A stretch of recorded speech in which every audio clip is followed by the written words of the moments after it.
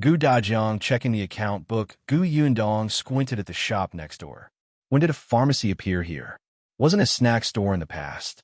She couldn't help but take a few more glances. Gu Dajiang had already strode into Gus. Yuanzhi was diligently wiping the table. He did not even care about the sweat on his forehead. The boss had said that the most important thing in the food business was to be clean and tidy. If he worked hard and strove to achieve good results, he might be able to become a shopkeeper and reach the peak of his life. Gu Dajiang's footsteps sounded as he entered. Yuanzhi suddenly turned around and immediately welcomed him. "Sir, what do you want to buy? We have most high-end white sugar in our shop. It's exclusive in the entire Fengkai County. There's also dried fruit and jam. Look, they're not expensive. Everyone who has eaten them says that they're delicious." Yuanzhi saw that the stranger was unfamiliar and looked around the shop curiously when he entered. He knew that this was his first time here. He immediately introduced everything to him excitedly, hoping that the man could make a big deal for him. After all, the other party looked quite rich, right? Before Gu Dajiang could speak, Gu Yundong entered from behind. When Yuanzhi saw her, his eyes widened and he took a few steps forward excitedly. Boss, you're back." As he spoke, he hurriedly shouted behind him, "Shopkeeper, our boss is back." Zheng Gang was taking things from the back. When he heard the shout, he hurriedly ran out, his body still covered in sweat. When he saw Gu Yundong coming over, he quickly wiped his hands. "Boss, you're back. It's been hard on you this time. Quick, sit down. They'll pour some tea." As he spoke, he ran off excitedly. One could tell from the smile on his face that he was very excited and happy. Yuanzhi had already finished wiping the chair. Gu Yundong helped Gu Dajiang over and introduced, "This is my father, Gu Dajiang." Yuanzhi was stunned and said in shock, "Boss, you found him?" "Yes." Yuanzhi hurriedly bowed to Gu Dajiang. "Hello, old boss. I'm Yuanzhi." Gu Dajiang, who thought that he was still very young and elegant, couldn't help but twitch his lips. It was Zheng Gang who suddenly patted his head. "What are you calling him?" He said respectfully, "Master." Gu Yundong couldn't help but want to laugh, but Gu Dajiang had already started sizing up the shop curiously. "You want to take a look at the white sugar?" Gu Yundong had given it to him before. He had even soaked it in water and mixed it with porridge. It could be used to make different delicious food. Looking at these white sugar particles, Gu Dajiang still found it unbelievable. This was actually created by Yundong. What a great invention. His daughter was indeed smart and capable. So much pride. Gu Dajiang straightened his back even more. Then he looked at the cans, dried fruits, and other things. Yuanzhi eagerly introduced them to him and even gave him some a try. Zheng Gang handed the account book to Gu Yundong. "Boss, these are the accounts for the past few months. Take a look." Gu Yundong took the account book but did not open it. Instead, she handed it to Gu Dajiang, who was walking over. "Father, you used to be an accountant. Are you going to check this?" "Let me see." Gu Dajiang's interest was piqued. It had been a long time since he had touched an account book. Holding his own account book now felt like a dream. Yuanzhi brought him a chair. Gu Dajiang sat down and flipped it over. However, just as he flipped to the first page, his pupils suddenly widened and he sucked in a cold breath. The medicine shop next door, he could not help but rub his eyes and read it again. It didn't change. Did that mean he wasn't mistaken? But Gu Dajiang looked up at Gu Yundong in a daze. Gu Yundong looked puzzled. Her gaze fell on the account book. "Father, is there a problem?" Zheng Gang, who was at the side, could not help but feel nervous. Was there a problem with the account book? There couldn't be. He had personally taken care of this account. Every payment was clearly recorded, and the goods purchased and sold were also clearly recorded. Before closing the shop every night, he would check again very carefully. Gu Dajiang pointed at the number on the account book. This shop earned 900 taels on the first day of opening? That's right. Gu Dajiang felt lightheaded. Was he too inexperienced? A small shop in a small county town. It actually made a net profit of 900 taels a day?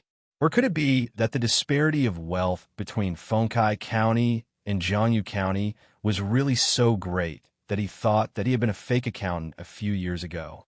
Gu Yundong finally understood what he meant. She could not help but laugh. Father, this is the first day. You know that on the first day, people are greedy for fresh food. They have to come in to take a look at the new shop and then follow the trend to buy something. There won't be much after that. Dajiang heaved a sigh of relief. That was right. However, 900 taels on the first day was still ridiculous. Dajiang took a sip of water to calm himself down and continued flipping to the second page. 600 taels. On the third page, 500 taels. On the fourth page, 500 taels. The fifth page. Don't think that he couldn't tell. It had earned less later on, but that was because it had imported less goods. Dajiang raised his head and looked at Yundong. He felt that his grown-up daughter was probably a blow dealer. Was this the small business she was talking about? Could it be that the big business in her heart would earn tens of thousands of taels a day? Poverty had limited his imagination. Dajiang was a little numb. Towards the end, perhaps because there was less and less white sugar, the price finally dropped a lot and became a little more normal. However, new food was added later on, and the price began to rise again. Seeing that her father was reading the account book seriously, Dajiang took the time to ask Yuanzhi, why did the shop next door become a pharmacy? Yuanzhi was stunned and immediately smiled mysteriously. Boss, that's not an ordinary pharmacy. That's Brother Xiao's new pharmacy. Yundong's eyes widened. Xiao Qingyuan's shop? Yes, it was open about half a month ago. Yundong's interest was piqued. He'll go over and take a look. Previously, she had heard him say that he wanted to do a medicinal herb business. She did not expect him to move so quickly. He had already opened a shop in the county city, and it was next to her Gus. Yundong was still a little happy. She turned around and walked towards the shop next door. Unexpectedly, Dajiang's sharp ears had already vaguely heard the words Xiao Qinjian. He immediately closed the account book and followed behind. Xiao Qingyuan's shop was smaller than her Gus. Perhaps it had just opened, so there were not many medicinal herbs. There was a shop assistant in the shop who looked to be about the same age as Yuanzhi. At this moment, he was pounding medicine with a pestle. Behind the counter was an old doctor. When Yundong entered, the shop assistant immediately put down his work and came up to her. Miss, what medicine do you want to buy? Do you have a prescription? I don't have the prescription. I want to ask, do you have this medicine here? Everything you say is right. Yundong took out a small porcelain bottle. It was the bottle of medicine that Xiao Qingyuan had given her to treat internal injuries. The shop assistant took a closer look and immediately nodded. Yes, yes, yes. Only our pharmacy has this medicine. Miss, this bottle must have been sold by our shop. How much do you want? I'll get it for you now. Give me a bottle. Other than this, Yundong also asked for a few herbs for Dajiang. Before leaving, Dr. Yu prescribed medicine for them so that Dajiang could better recuperate. Now, he had almost used it up. She wanted to buy some more.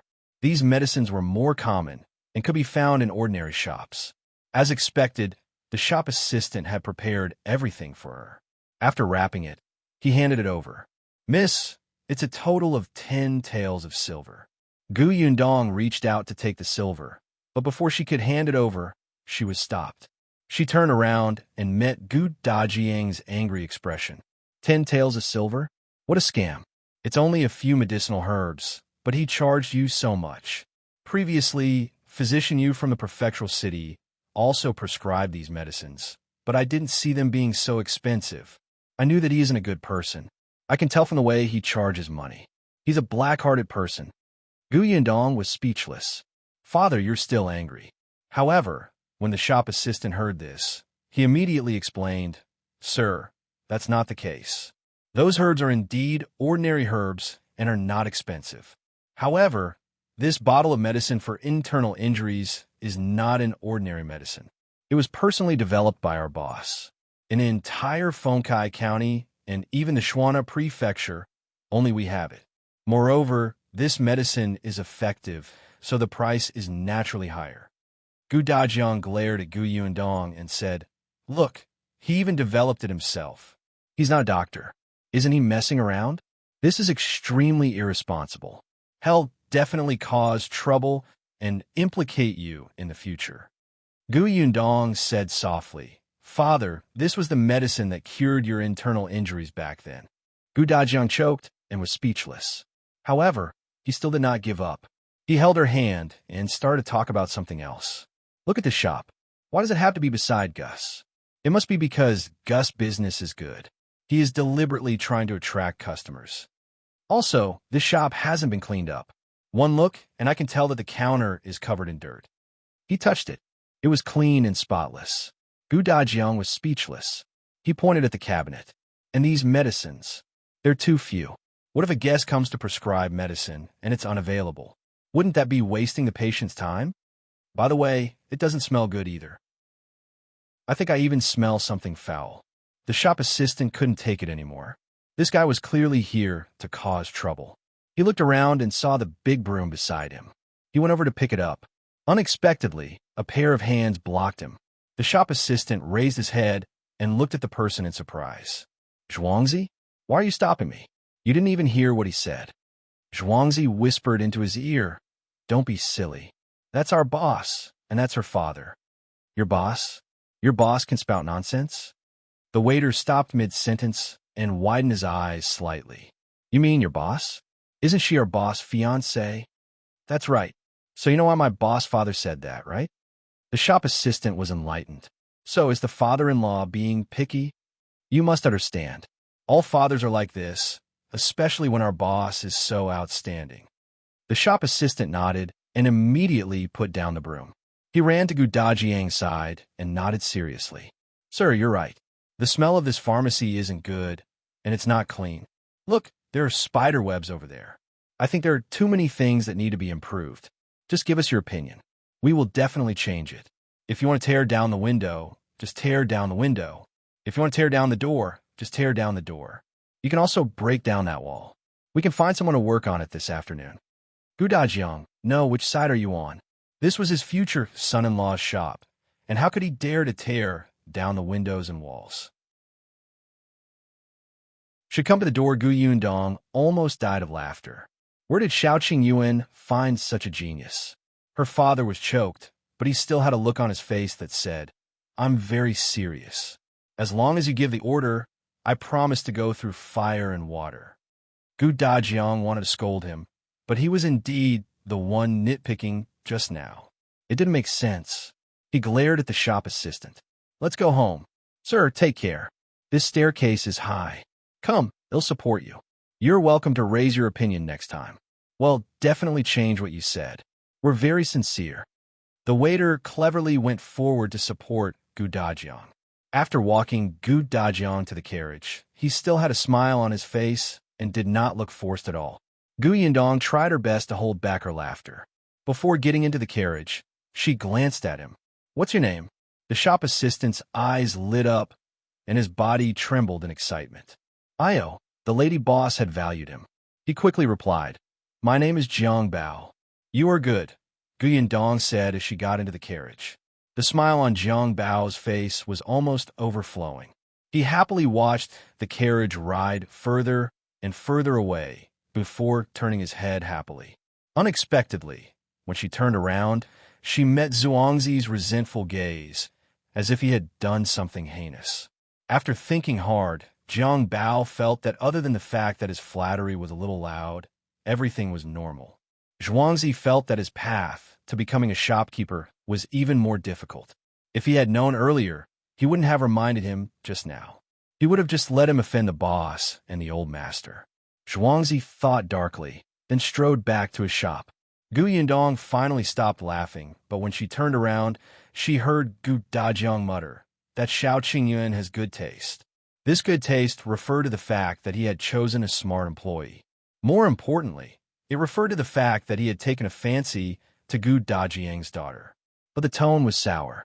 Yundong's heart warmed. Her father had always been a reasonable person. This time, he was picking on a shop that was obviously fine. Wasn't it because his daughter was about to be taken away by someone else? He was very unhappy. She did not mention Yuan again. Instead, she talked about Yinshu. Yinshu and Yuanzhi are both studying in this county. Father, do you want to take a look? Dajiang thought for a moment. Yes, I should. They're studying in school. As their father, I should visit their teacher and thank him for his guidance and care. He was a scholar in the past, so he had to be polite, especially since his 2 children were there. The other party was a knowledgeable top scholar. With his guidance, it was better than many people studying hard for more than 10 years. This was his children's luck. He should have paid a visit to thank him as soon as possible. Therefore, when the carriage turned around and headed for Qin Wenzhang's academy, Dajiang asked, "Shouldn't we prepare something for the visit?" Yundong took out 2 cans from a box at the back.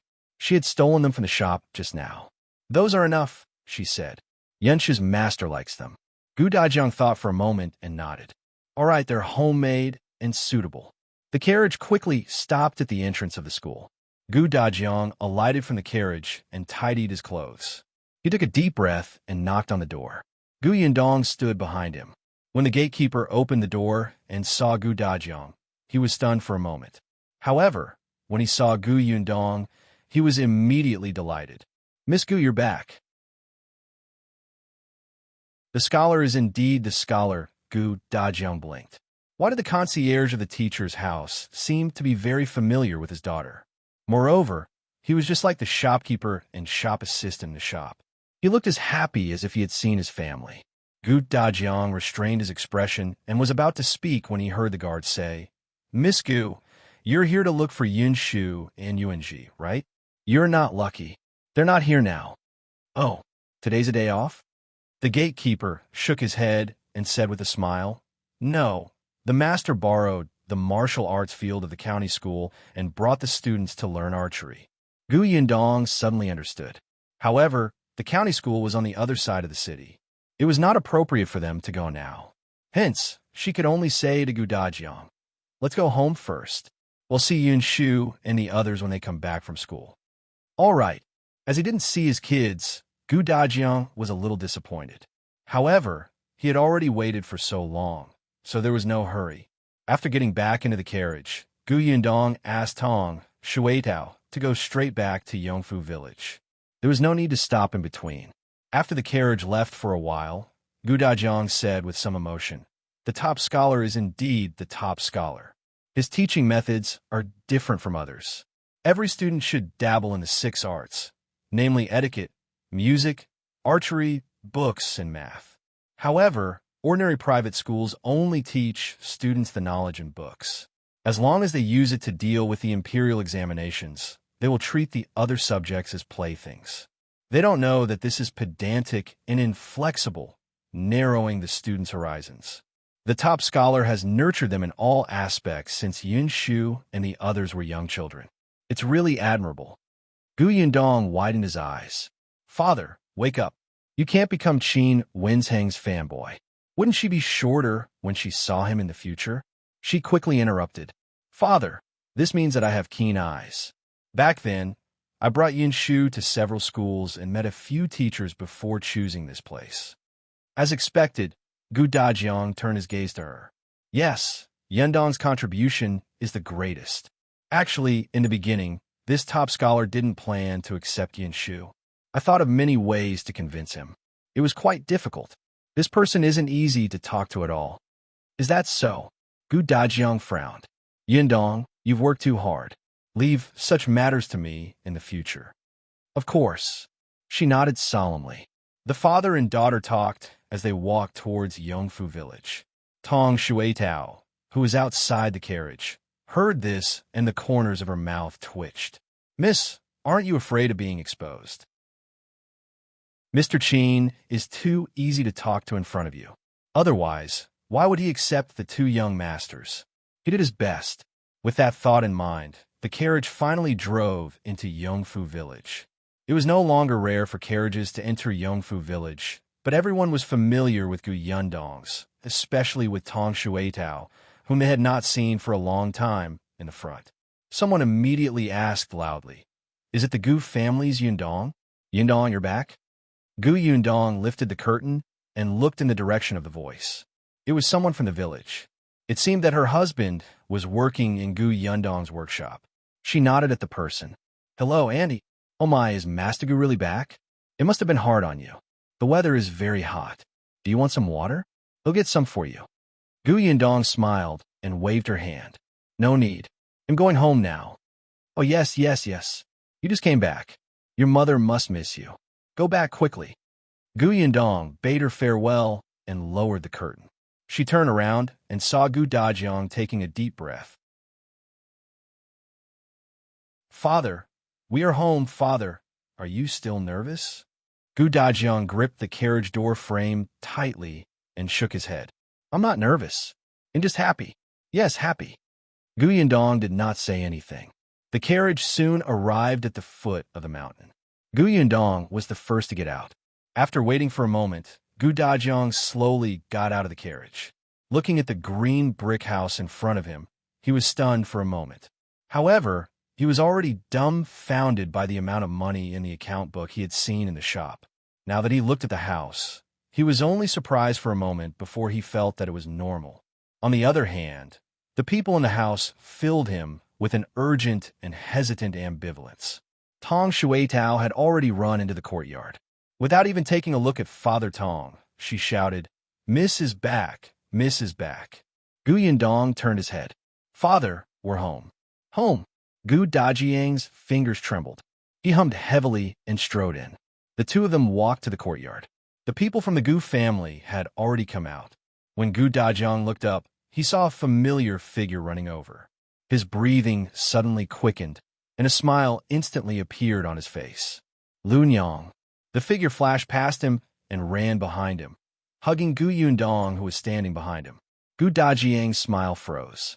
Soon, he saw another small figure run over. She also walked past him and reached out to hug Gu Yundong's thigh. Madame Yang said pitifully, Dong, dong, dong, dong, you're finally back. I missed you so much. Without you around, I couldn't sleep or eat well. I want to eat fried chicken drumsticks. Big sis, I missed you too. I missed you so much that my heart broke. Gu Yundong was almost amused by the two of them. Why was it so funny when they said they missed her? Where did they learn the phrases? Heartbroken, she patted Madame Yang's back and rubbed Gu Yung's head. She turned around and saw Gu Dajiang looking at the mother and daughter greedily. She knew that he was excited. Unfortunately, Madame Yang and Gu Yunka did not notice him. On the other hand, the others who followed out of the courtyard looked at Gu Dajiang in confusion. Aunt Ku was probably the first person to guess his identity. Gu Dajiang was quite handsome and had been eating well recently. Now, he looked a few years younger. The three siblings of the Gu family had inherited their parents' good looks. Perhaps because they were both males, Gu Yunshu looked the most similar to Gu Dajiang. Looking at the nose and mouth that looked exactly like Gu Yunshu's, Aunt Ku more or less knew who this person was. She really did not expect Gu Yundong to find her father without any warning. It was a pleasant surprise. Gu Yundong finally soothed Madame Yang and Yunka. She patted Madame Yang's back and pushed her shoulder to turn her around. She smiled and pointed at Gu Dajiang. Mother, look who's here. Madame Yang blinked and was stunned. Her gaze slowly fixed on Gu Dajiang's face. Gu Yunka also widened her eyes curiously and looked at him. Gu Dajiang stood there motionless as the mother and daughter sized him up. His palms were already sweating slightly. Madame Yang's eyes and her mouth widened. I'm sorry, Lu Niang. A moment later, she suddenly screamed. Then she suddenly ran to Gu Dajiang and hugged him as if she was hugging Gu Yundong. She did not realize that there was anything wrong with hugging her husband in public. However, the completely awake Gu Dajiang, who had studied and knew etiquette very well, also didn't care at all. He hugged his wife tightly. Unlike the joy she felt when she hugged Gu Yundong just now, Madame Yang could not help but cry. Dajiang, it's Dajiang, Dajiang. Gu Dajiang's voice choked. It's me, Lu Niang. I'm sorry for making you wait so long. I'm sorry. Dajiang, don't go. Don't go. Yes, I'm not leaving. I'll be with you guys from now on. Our family will never be separated again. Madame Yang started to cry again. Gu Dajiang patted her back and coaxed her softly. He smiled patiently with a doting gaze. The people around them were dumbfounded and sighed in their hearts. It turned out that this was the old master that Madam, Miss, and young master had been looking for. No wonder they kept saying that old master was a very gentle person. Anka heaved a sigh of relief. In fact, she had wondered if this Gu Dajiang, whom she had never seen, had long forgotten about his wife and children and remarried and had children elsewhere. After all, Madame Yang's situation was special. At this age, very few people would be willing to cherish a wife who knew nothing like a child. Moreover, after the disaster, who knew if they were still alive? It was normal for a man like him, who was educated and capable, to get married and have children. She had never said these words to Gu Yundong. At that time, she had thought that it would be difficult to find Gu Dajiang in this world, so she would let them keep this wish in their hearts. She did not expect to see him now and realized that she had been too narrow-minded. Aunt Ku heaved a sigh of relief. Finally, she was no longer worried. She gave Shin Sitian and the others a look and left the space for the family to reunite. They went to the kitchen to prepare delicious food to welcome them. Tong Shuetao did her best to introduce Shui Rong, who was also unfamiliar with the place, and even helped him tidy up a room. Madame Yang finally stopped crying, but she still refused to let go of Gu Dajiang. She held his hand tightly, as if she was afraid that he would disappear again. Gu Yundong laughed and shook her head. Then she looked at Gu Yunka, who was still standing by his leg and looking at them curiously. She squatted down and said softly, "Kiki, haven't you always been curious about what Daddy looks like?" "This is Daddy." The little girl was confused. She actually had no impression of Gu Dajiang at all. It was only because her brother often mentioned her father to her that she knew of his existence. Her heart was filled with yearning and anticipation. However, now that she had really seen him, she did not dare to go forward. Gu Dajiang also squatted down and looked into the little girl's eyes. "Kiki, I'm Dad. Would you like to come over and let Dad hug you?" Gu Yunka was a little hesitant. Seeing his expectant gaze, she shifted her feet. Seeing this, Gu Dajiang suddenly took out a straw doll from behind him. "Father made this. Can he give it to you?" Powerful father, the little girl's eyes lit up. "Xiaodu, do you like it?" She nodded. "I like it so much." Gu Yunka also had playmates in the village. Their father would weave beautiful grass mantises and crickets for them. She was very envious, but her father was not by her side, so Father Tong made it up for her. It was big and beautiful, but he was not her father. It was different. Now that her father was in front of her, the little rabbit that he had woven for her was unique. Others did not know how to do it, but her father did. The little girl could not help but puff out her chest proudly. She looked up at Gu Yundong, who gave her a small push. "Go." She immediately ran to Gu Dajiang, but she didn't dare to hug him. Gu Dajiang stuffed the straw bunny into her hand and picked the little girl up. "HM, she's quite heavy." He thought back to when he was in the old Gu family. The young lady was thin and small, as if she would break if he was not careful. Gu Yundong went over and held Madame Yang's hand. "Father, let's go in and talk." "Sure, okay." Gu Yundong brought him to his and Madame Yang's room. Looking at the clean and warm room, he could not help but tear up. This was their home, their own house. Shui Rong quietly came over and moved Gu Dajiang's luggage out of the carriage. Madame Yang opened the box in a hurry and tidied up his things herself. She had a bright smile on her face that Gu Yundong had never seen before. Perhaps she was still very ignorant and didn't know the feelings of an adult, but her reliance and importance on Gu Dajiang were real. The box contained the things they had bought along the way, as well as pens, ink, paper, and inkstones. Madame Yang recognized all of them and placed them on the desk. There were also his clothes. They were folded one piece after another and placed in the wardrobe. Gu Yundong took a glance and saw that Gu Yung's clothes were still inside. After some thought, he went over and took out the small clothes. Then, she said to Gu Dajiang, "Kiki will sleep with me first. Father, you can have a good chat with Mother tonight." Gu Dajiang was speechless. He glared at Gu Yundong and coughed lightly. "It's fine for Kiki to sleep with us." Before he could finish speaking, he heard the little girl in his arms immediately say, "I want to sleep with eldest sister. I want to sleep with eldest sister." After shouting, she noticed Gu Dajiang's hurtful expression and couldn't bear to see him like this. She quickly whispered into his ear, "Father, she didn't know what to say." But this was the first time Gu Dajiang heard Gu Yunke call her father. He felt a little smug. He did not need her to give him a reason and found it for her. Father knows that you haven't seen eldest sister for many days, and there's a lot of stuff that you want to tell her, right? The little girl immediately nodded. Yes, yes, yes. Gu Yundong clicked her tongue. Just as she was about to complain, Tong Shuetao's voice came from the door. Miss, young master is back. As soon as he finished speaking, Gu Yunshu had already run over. Is my big sister back? Big sister, where are you? Behind him was Bian Yuanzhi's voice. Yinshu, wait for me. Gu Yunshu could not wait any longer. She ran to Madame Yang's room and stepped into the doorframe.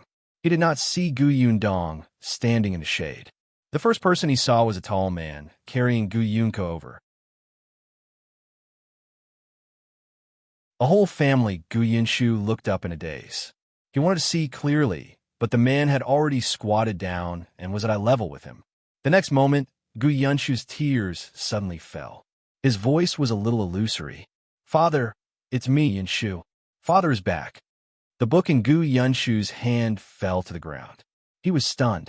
He carefully reached out to touch Gu Dajiang's face and asked again uncertainly, Father, I'm here. Gu Dajiang pulled him into his arms and stroked his small head. It's been hard on Yunshu during this period of time. Your eldest sister already said that you're a small man. You're daddy's pride. At that moment, all of Gu Yunshu's bittersweet emotions surged. He hugged Gu Dajiang's neck. Father, it's really father. It's a living father. You're warm. He cried as he spoke, out of breath. It's not hard on me. Big sister is the one who's done all the work. I'm a man. I'm not tired. I'm not tired at all. I'm just afraid that I won't be able to see my father. Boo-hoo. Gu Dajiang's heart ached. The little guy was young, but he always wanted to support his family. If Yundong hadn't suddenly grown up, he would have treated the entire family as his own responsibility. He held his son and his daughter on either side. Seeing that his son could not stop crying and his daughter was about to cry, he quickly reached out and patted Gu Yunshu's shoulder. Don't cry anymore. Look at Kiki. It was too late. Emotions were the most infectious things, especially for children. Seeing her beloved brother cry so aggrievedly, the little girl could not help but cry. Gu Dajiang was helpless. He might as well let them vent as much as they wanted. He only hugged the two children tightly, as if they were his most precious treasures. When he looked up, she happened to see Bian Yuanzhi standing not far away, wiping his eyes in a daze. His eyes were filled with envy and joy. He suddenly thought of Bian Mulan and his heart ached. He smiled at Bian Yuanzhi and said, You don't remember me anymore. Come, let me hug you. Bian Yuanzhi paused for a moment and instantly pounced into his arms. Eldest uncle. Gu Dajiang carried the three crying children, but his heart was sore and swollen. His heart ached, but he was also satisfied. On the other hand, Madame Yang, who was tidying up, quickly ran over and hugged Gu Dajiang from behind. Then they cried together. Only Gu Yundong could not help but touch her forehead. She looked at the large-scale crying scene and sighed. After a while, she finally walked forward with tears in her eyes. All right, stop crying. Calm down and drink some water. Only then did they leave Gu Dajiang's arms and look at Gu Yundong. Gu Yunshu smiled through his tears again. Eldest sister, did you bring father back? That's right. Isn't big sister very good? Yes, yes. You're amazing. The little ones nodded vigorously. The group of people sat on the bed. Unlike Madame Yang and Gu Yunke, Gu Yunshu had a stomach full of questions. He also had many things to tell his father and elder sister. Gu Dajiang was very patient as he recounted what had happened. It was as if time was not time when the family reunited. It was only when Tong Shuetao came over and said that dinner was ready that everyone felt that the sky was about to turn dark. There was no one else in the dining room. Aunt Ku and the rest knew better than to disturb them. After dinner, Gu Yundong asked softly, Where's Xiao Qingyuan? Why haven't I seen him? Stranger based on Gu Yundong's understanding, Xiao Qingyuan would definitely come here as soon as he knew that she was back. If he had known that Gu Dajiang was coming back, he wouldn't have delayed. However, not only did he not come, But even Aunt Mao and Ago were not here. Aunt Ku said he went deep into the mountains yesterday and hasn't returned yet. Into the mountains? Yeah. On the other side, Gu Dajiang was calling her. Yundong, where's that only copy? Gu Yundong quickly responded, turned around, and ran back. She also took out that only copy from her spatial storage. This thing was valuable and could not be casually placed in a box. What if it was lost? After obtaining the only copy, Gu Dajiang cherished it and placed it in the bookcase in the room. This bookcase was huge. He wanted to fill it up slowly in the future. Yunke, Yinshu, and Yuanzhi were still in this room. The three little guys were very happy to be reunited, as if they had endless things to say. Gu Yundong saw that it was getting late. The three of them had a fixed sleeping time, especially Yinshu and Yuanzhi. They had to wake up early the next morning to go to school. She chased the few people back to their rooms and carried Gu Yunke away. Father, rest well. If there are any problems, we'll talk about it tomorrow. Yeah. Gu Dajiang closed the door and held Madame Yang's hand. He smiled gently. Mother Lu, are you tired? Madame Yang shook her head vigorously. I'm happy. I'm so happy. Me too. He put his arms around her gently and sighed with satisfaction. His voice was so soft, it was almost inaudible. I'm so happy I'm going crazy. On the other side, although Yinshu and Yuanzhi had also returned to the house, they could not fall asleep no matter what. They hid under the blanket and whispered. Obviously, they were all very excited. Gu Yundong was the calmest. She had already passed the initial ecstasy. Kiki, on the other hand, had passed her biological clock and couldn't take it anymore. Before she returned to her room, she kept yawning. However, the little girl had been holding on. She buried her head next to Gu Yundong's head. Eldest sister, I'm not sleeping. I'm talking to eldest sister.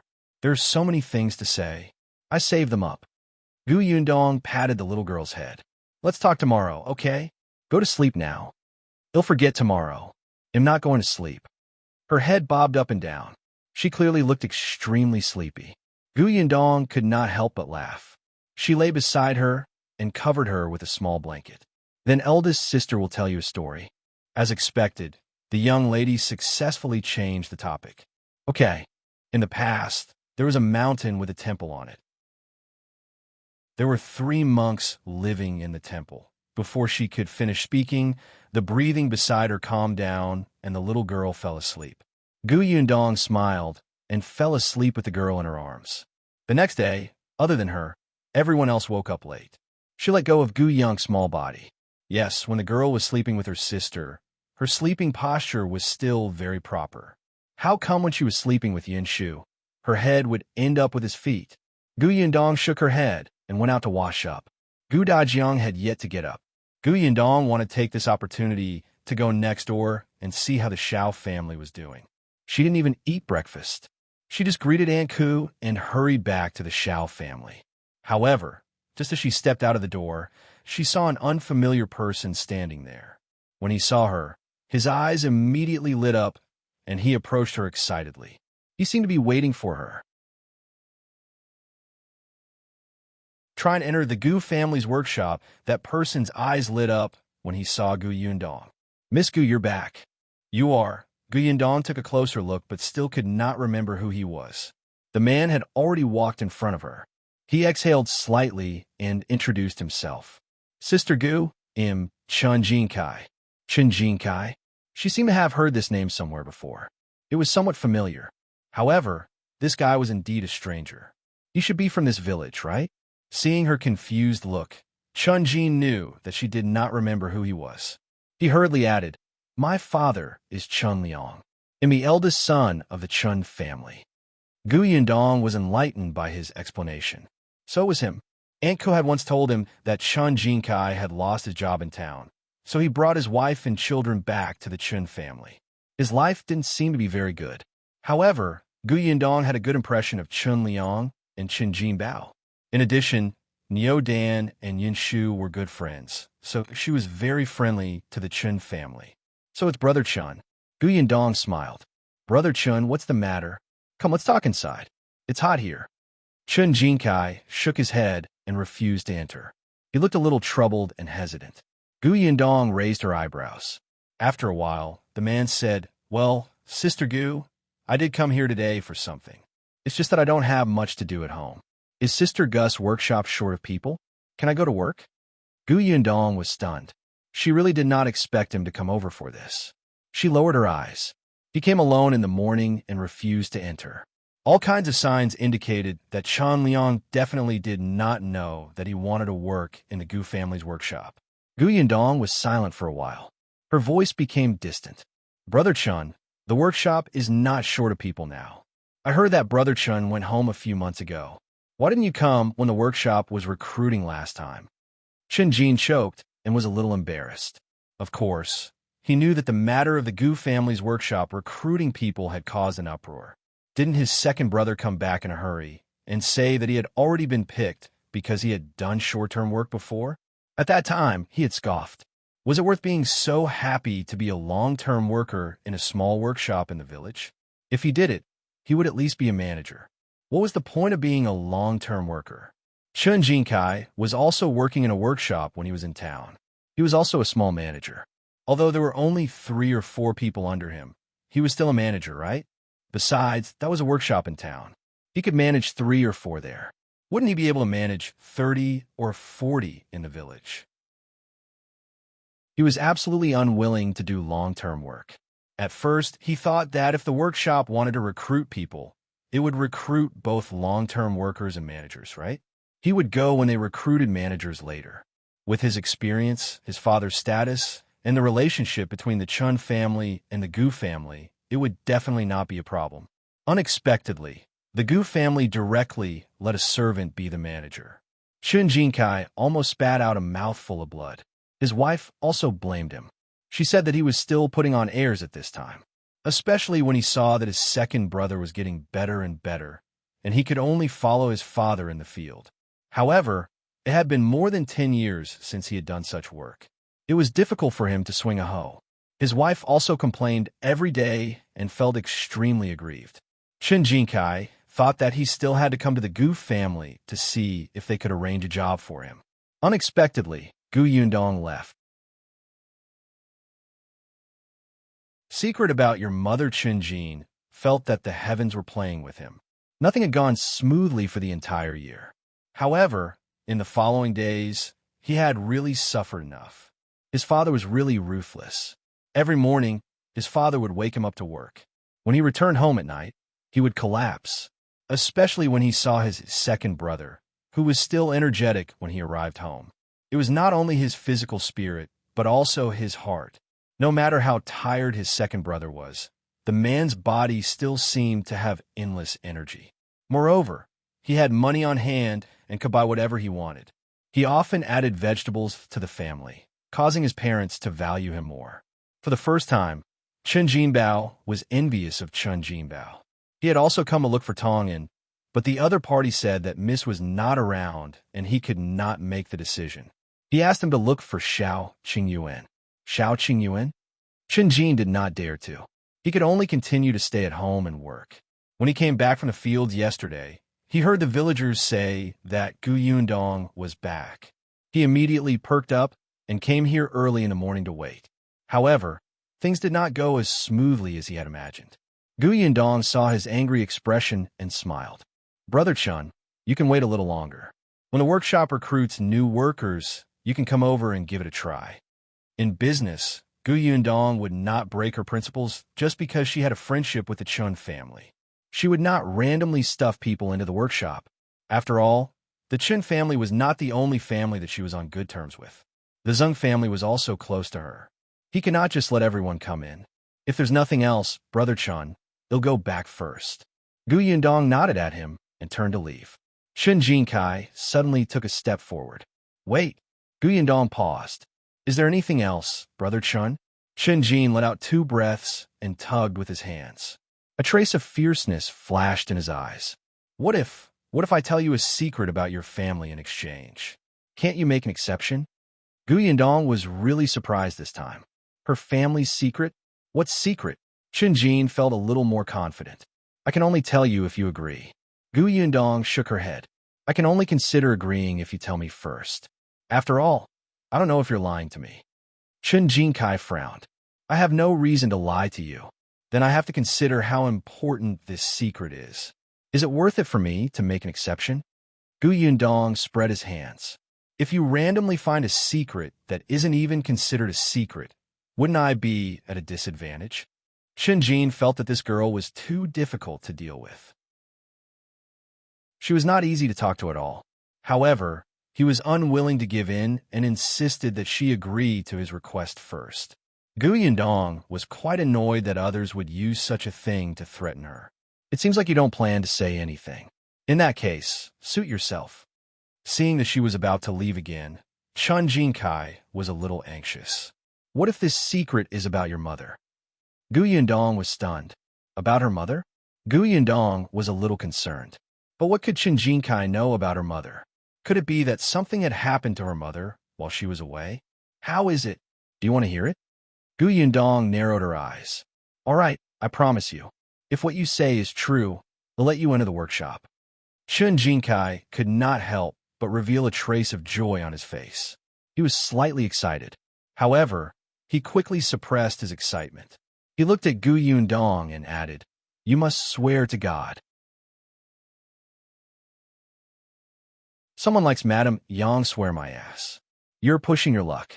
Yundong narrowed her eyes and began to get impatient. I just want to guarantee. Chen Jincai had no choice. Previously, when he worked in that workshop, he had been tricked once. The person in front of him was a little girl who looked very kind. However, for her to have a workshop and a shop at such a young age, she must not be simple. He was also afraid that she would go back on her word. However, Yundong did not intend to continue fooling around with him. If you don't want to say it, then don't. You're hemming and hawing. I don't think you know anything. In that case, let's not waste each other's time. After a pause, she sneered and added, Moreover, how long do you think you can do this kind of work that you obtained by threatening me? What path can you have in the future? Even if I recruit you now, I can still chase you away in a few days. With that, Yundong did not look at him again. She had to go back and ask Aunt Ku if anything had happened to her mother while she was away. Could it be that without Chen Jincai, she would not know? Aunt Ku had not mentioned anything unusual to her since she came back. It was probably not a big deal. Chen Jincai was stunned. Didn't they say that the Gu girl cared about her family the most? Why was she so indifferent after hearing about her mother? Could it be that she was not as patient as she seemed on the surface, and she was done taking care of the abnormal Madame Yang? Seeing that Yundong was about to step into the door, Chen Jin suddenly reacted. He quickly took a few steps forward and shouted anxiously at her back. All right, I'll tell you. Yundong was surprised and turned her head slightly. Chen Jincai gritted his teeth. This time, he did not delay anymore and said directly, Someone has taken a fancy to your family's assets, so they hired someone to get close to your mother. When that person and your mother develop feelings for each other, they will marry. At that time, they will naturally get the Gu family's workshop, shop, and fruit forest. You should watch your mother. Although all of this belonged to Yundong now, as long as someone married Madame Yang, he would be Yundong's stepfather. Yundong was going to get married sooner or later. When the time came, wouldn't the Gu family's assets still be at home? Yundong was not the only one who was stunned. Even Father Tong's eyebrows twitched. Who is it? Yundong's voice sank, and her face was filled with anger. Great, someone actually had designs on her mother. Had they forgotten what she had said and done in the past? Chen Jincai turned his head. He looked like he knew, but he was unwilling to say it. Yundong narrowed her eyes and changed the question. Then, who was the man who approached my mother? This time, Chen Jin did not remain silent, but I didn't hear it clearly. I only know that the other party has already met your mother. My house is far away and am not familiar with this place. I don't know who specially spoke to your mother and can't help you.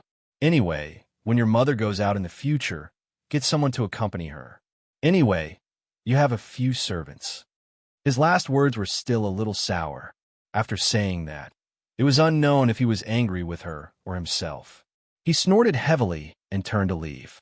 Yundong had already suppressed her anger. Seeing his expression, she asked, Why did you suddenly tell me? This time, I didn't promise you that you could enter the workshop. Someone comes frequently, Jincai sneered. I admit that I'm a person with low standards and no ability. I'm prideful and self-righteous, and I like to play some tricks. But I'm not heartless. I've used such despicable methods. It's fine if someone's greedy for other people's family assets, but bullying is silly. Bullying a woman who's like a child.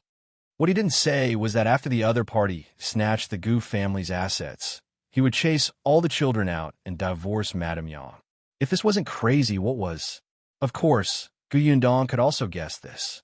However, what surprised her at this moment was that Jincai had such an awareness. Moreover, his understanding of himself was very clear. However, since he knew his shortcomings so well, why didn't he change them? You don't have to look at me like that. I'm a father after all. At least in front of my son, I still have a clear conscience. Jincai turned around and left after saying that. His footsteps were hurried, as if he regretted saying so much. Gu Yundong looked at his back from afar, but did not speak for a long time. Father Tong, who had also heard the entire process, asked softly, Miss, what should we do about this? Nothing. Gu Yundong sneered. My father is here. He will protect my mother. I will see who is so shameless as to approach my mother. When the time comes, they won't even know how they died. Father Tong nodded heavily. That's right. With old master around, what's there to be afraid of? Miss, don't worry. He'll guard the courtyard door well and see who passes. Halfway through his sentence, he suddenly paused and said awkwardly, Miss, I suddenly remembered that someone seems to come often. Who is it? Gu Yundong suddenly became energetic. He already had a suspect? Father Tong had a strange expression on his face. It's young Master Liu. Gu Yundong was speechless. What was he thinking? Don't worry, young Master Liu doesn't care about our family's assets. Gu Yundong rolled her eyes. Besides, he comes to freeload most of the time, right? Father Tong thought about it and felt that it made sense. Every time young Master Liu came here, he would take some canned food and fruits with him before leaving.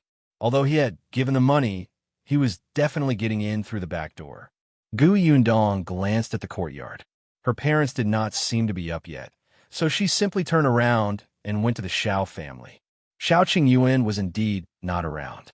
Mao and the other three followed him. There was only an old woman who had just been bought cleaning the courtyard. When she saw Gu Yundong coming over, she hurriedly brought her a chair and was about to pour tea. Gu Yundong stopped her. There's no need to trouble yourself. We'll just take a look. After a few months, the Xiao house did not change much. It was just that there were more things and people. As expected, Mao and the rest were having a good time here. It was quite helpful. After watching for a while and asking the old woman a few more questions, Gu Yundong walked out of the Xiao house. Unexpectedly, when she passed by the Zheng family's door, she suddenly heard a familiar voice. Gu Yundong turned around and walked towards the Zheng family. She knocked on the door of the courtyard, and Dong Xiulan came over after a while. Seeing that it was her, she was immediately delighted. Yundong, you're here? Hey, I was just thinking of going over to see you. How was it? Did your trip go smoothly? Honey, don't stand at the door and talk. Invite Yundong in. Uncle Zheng's energetic voice came from inside the door. Who does he like? Dong Xiulan immediately reacted and slapped her forehead. Yes. Look at me. Yundong, come in and sit for a while. Gu Yundong followed him in and saw Uncle Zheng sitting in the courtyard, and the man sitting opposite Uncle Zheng. The voice she felt familiar with just now was from him. Uncle Jiang is here too. Gu Yundong smiled at Jiang Yongkong. Dong Xiulan moved a stool for her to sit on and said, Brother Jiang brought your Uncle Zheng back. Your Uncle Zheng just can't stay at home. His leg just recovered not long ago, and he couldn't sit still. He insisted on going to the fields early in the morning to take a look. In the end, he slipped and fell. Fortunately, Brother Jiang saw him and sent him back. Gu Yundong shifted her gaze to Zheng He's leg. Uncle Zheng's injuries have completely healed, right? Yes, when you left back then, he could already walk. He just cannot stand for too long and must rest once in a while when he walks. However, he couldn't stay idle and even ran into the ground. He must have suffered this time, right? Dong Xiulan glared at Zheng Hu. Zheng Hu rubbed his head and hurriedly turned to talk to Jiang Yongkong. Gu Yundong took a look at the Zheng family. The Zheng family had changed a lot recently. The chair under them had been replaced. Gu Yundong felt a sense of accomplishment when she saw that the family that had helped her in the past was getting better and better. On the other side, Jiang Yongkong left without saying anything. As soon as he left, Gu Yundong asked curiously, "Didn't Uncle Jiang recover from his illness long ago? Why is he still in the village and hasn't returned to town?" Because of what he had done to Shun Sitian previously, Gu Yundong tried her best to keep a distance from Jiang Yongkong. Dong Xiulan replied as she picked the vegetables. He said that he went back, but after staying for 2 days, he was uncomfortable because his grandson started crying in the middle of the night again. Anyway, he likes Yongfu Village. It doesn't matter if he stays for a few more days. He'll go back when his grandson is older and won't cry so badly. Is that so? Gu Yundong felt that this reason was not very valid. Dong Xiulan nodded. Soon, her attention was no longer on Jiang Yongkong. By the way, Yundong, what do you think about me sending Zheng Jia to school? Zheng Jia was 10 years old. Dong Xiulan and Zheng, who felt that their family situation was better now. They wanted to grit their teeth and send him to school. It was good to recognize a few words. Gu Yundong agreed. Of course. Sai, I'm just worried about which school to send him to, Dong Xiulan said. There are only 2 schools in town. One requires a lot of money. There's the other school. Last time, you said that the teacher didn't allow students to work in the fields, so I can't send him over. The county city is too far, and the tuition fees are high. Gu Yundong thought for a moment. Uncle and Aunt, do you want Zheng Jia to take the imperial examination? No, it won't be easy. Our family isn't that well off. Besides, our 2 children aren't as good at studying as Yinshu. We want to send them to learn some calligraphy so that they can easily find jobs in the future. Unlike us, who can't read and can only do the hard labor. Aunt, you don't have to be so self-deprecating. How about this? He'll ask around for you and discuss it with you later. Dong Xiulan and her husband immediately became happy. Hey then, we'll have to trouble you, Yundong. It's not troublesome. Auntie, go ahead. I'll go back first. My parents should be anxious if they can't find me. All right. Don't be hasty. After Gu Yundong left, Dong Xiulan exclaimed, Did she just say father and mother? Where did she get a father?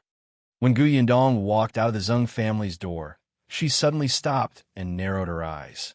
Jiang Yongkong? Back then, did he really fancy Shin Sitian?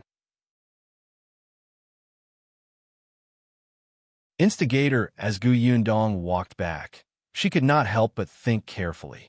Indeed, Shin Sitian was younger and more capable than her mother, and she did not have the temperament of a child like her mother. However, Madame Yang was actually very good-looking. Her appearance could crush a large number of people. Coupled with the Gu family's current wealth, it was not strange for them to target her. She recalled how Jiang Yongkong had helped Shin Sitian twice. Madame Yang was also there. Moreover, after his so-called scheme of saving the damsel in distress was exposed, he directly admitted that he had taken a fancy to Shin Sitian and agreed not to meet her. However, although he could not see Shin Sitian, he did not say that he could not get close to Madame Yang. Gu Yundong narrowed her eyes slightly. The moment she stepped through the door, she recalled Chen Jincai's expression. Why didn't Chen Jincai say who instigated it? Firstly, he did not dare to say it. Secondly, he could not say it. He was defending the other party. Who was worthy of his protection? Gu Yundong suddenly thought of Madame Fang and her daughter. Yes, wasn't Jiang Yongkong living in Madame Fang and her daughter's house now? Chen Yulan married into the town, and Jiang Yongkong happened to be from the town. Chen Jincai wanted to say something, but hesitated. He refused to say who had designs on her family, and Madame Fang happened to be his second aunt. Everything seemed to be right. Yundong, where did you go so early in the morning? Gu Yundong was stunned. When she came back to her senses, she saw Aunt Ku standing in front of her. She thought for a while and told her what happened just now. In the end, she asked, when I wasn't around, did Jiang Yongkong meet my mother? Aunt Ku looked surprised, but after thinking about it carefully, she felt that it made sense. Her expression instantly became a little ugly. She had promised Yundong to take good care of her mother and younger siblings while she was away. In the end, people with ulterior motives kept approaching her, but she did not discover it in time. No, she had discovered it, but she had gone in the wrong direction. She thought that Jiang Yankang's target was Shen Sitian. A few times, yes. Gu Yundong saw Aunt Kess' expression and knew that she was blaming herself. She hurriedly said, "Actually, this is just my guess. Perhaps it's not the case. Aunt, don't think too much.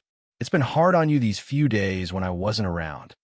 Aunt Ke glared at her and snorted before turning to leave. Gu Yundong was helpless. She was still so proud. She shook her head and walked towards her parents' room. It was already so late. The two of them should be up, right? They had indeed got up. The door was half open. Gu Yundong tilted her head slightly and looked inside. She saw her mother sitting in front of the dressing table with a smile on her face. Her father stood behind her mother and combed her mother's hair, his eyes doting and gentle. Her mother held an eyebrow pencil in her hand and said happily, "Yundong bought this for me, but I don't know how to draw. It's always very ugly. Enka helped me draw it and said that I look good." Gu Dajiang took the eyebrow pencil. "He'll draw it for you in the future." He had never used an eyebrow pencil before. In the past, the Gu family wouldn't have afforded such a thing. However, he was a scholar after all. It shouldn't be difficult for him to draw a few more times. "And this rouge, it smells good too." Gu Dajiang leaned over. "Yes, this color is good. It suits you. Apply it for me later." "Okay." Gu Yundong was speechless.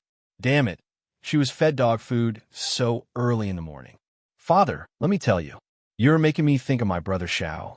Don't regret it." However, Gu Yundong was happy to see Gu Dajiang and Madame Yang like this. An idea suddenly popped up in her mind. Perhaps it could confirm her guess. "Should go around in the village. Why are you standing at the door?"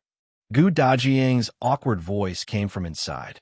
It was only then that he saw his daughter standing at the door and felt a little embarrassed. But his hand was still holding the eyebrow pencil, and his other hand was on Madame Yang's shoulder. He only used his eyes to signal Gu Yundong to leave quickly. "Father, mother, come out for breakfast first." Seriously, it was fine if they woke up late, but they were still dilly-dallying. She looked down on them. She turned around and left. She quickly returned to her room and saw Gu Yunke sitting on the bed in a daze. Her hair was standing up on her head. Her eyes were filled with confusion, as if she had not realized where she was.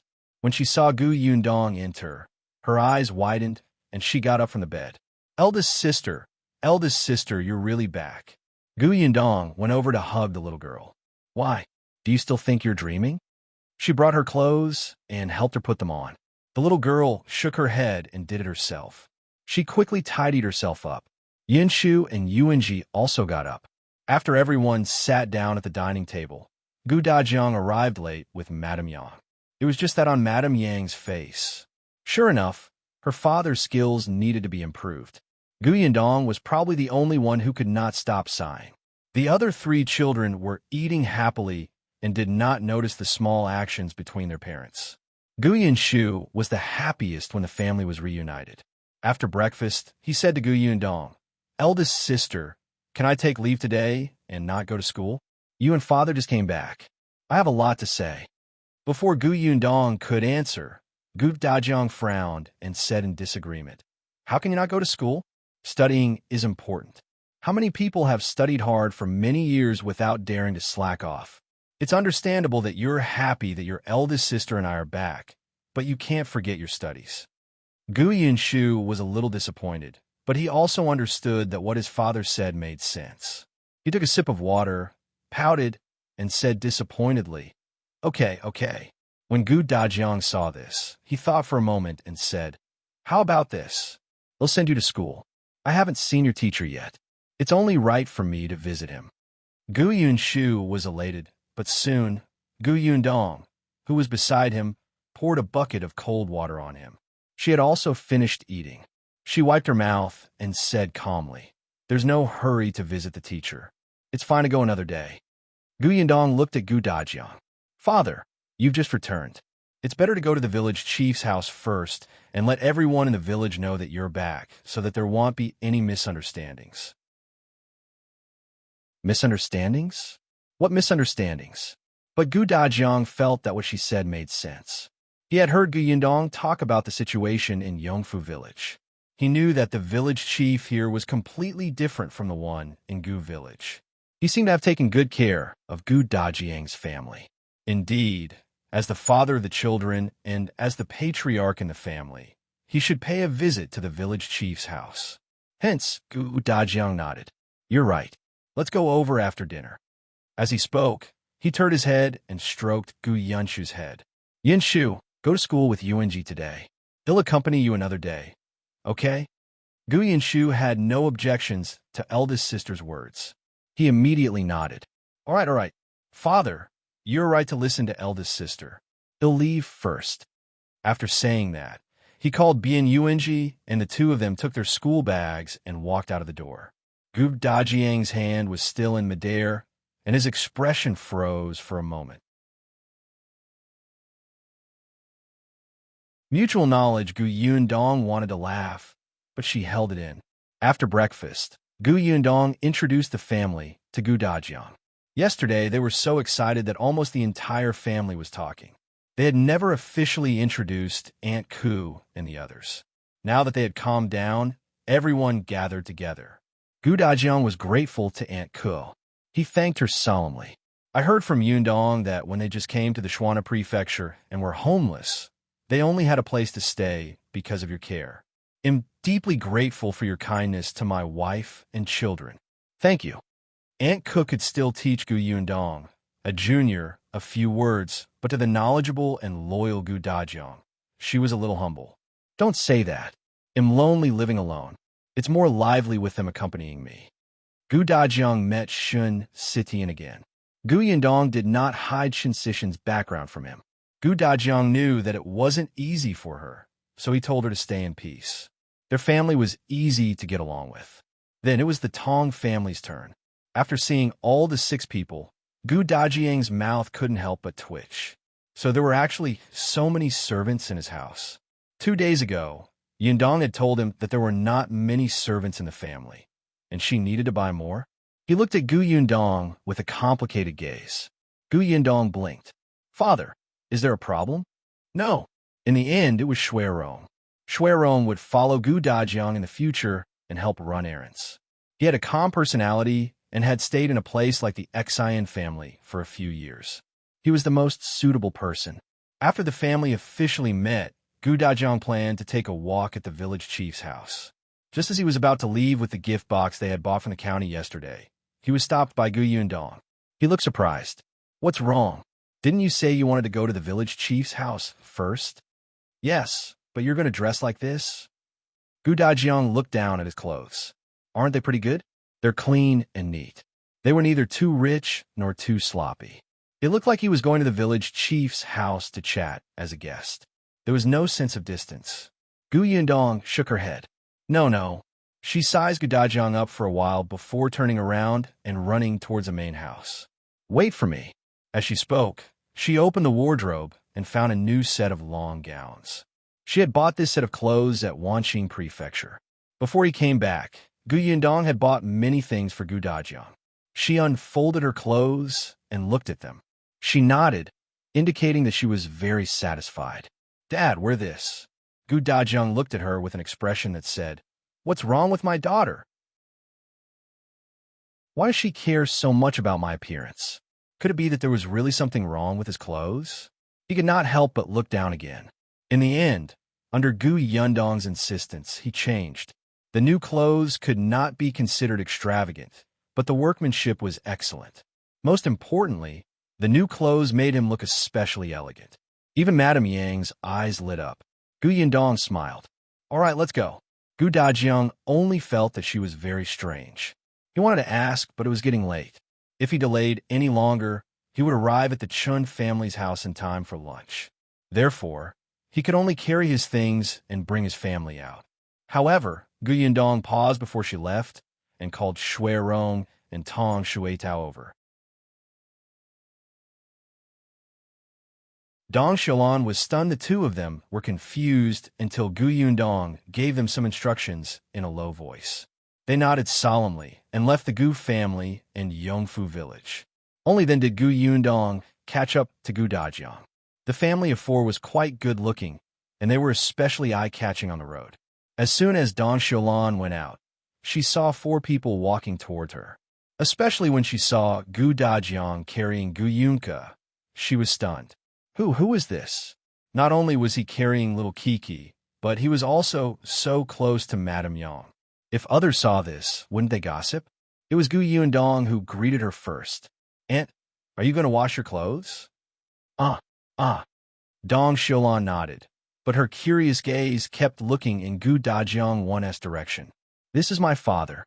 He just returned yesterday. He'll bring my father to the village chief's house first. We'll come to Auntie's place another day. Dong Xiulan was a little stunned. It took her a while to react. Your father? Yundong, you found your father? Yes, I found her.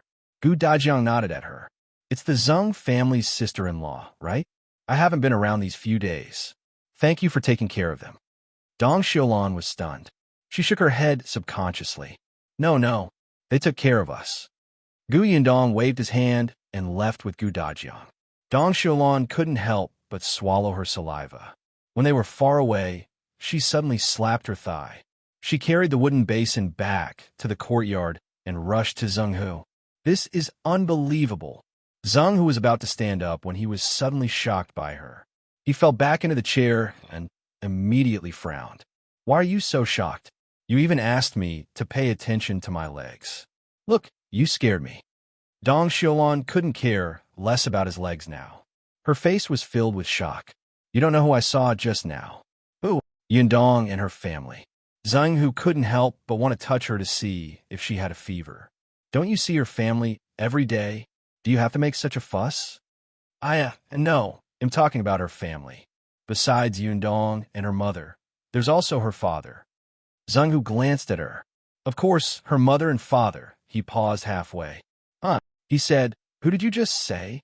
Her father, Gu Dajiang. The one who lost contact with them on the way to escape. He's back. The thing in Zheng Hu's hand fell to the ground with a bang. Really? I saw it with my own eyes. How can it be fake? Dong Xiulan slowly calmed down. Then she sighed. It's finally over. Her family has reunited.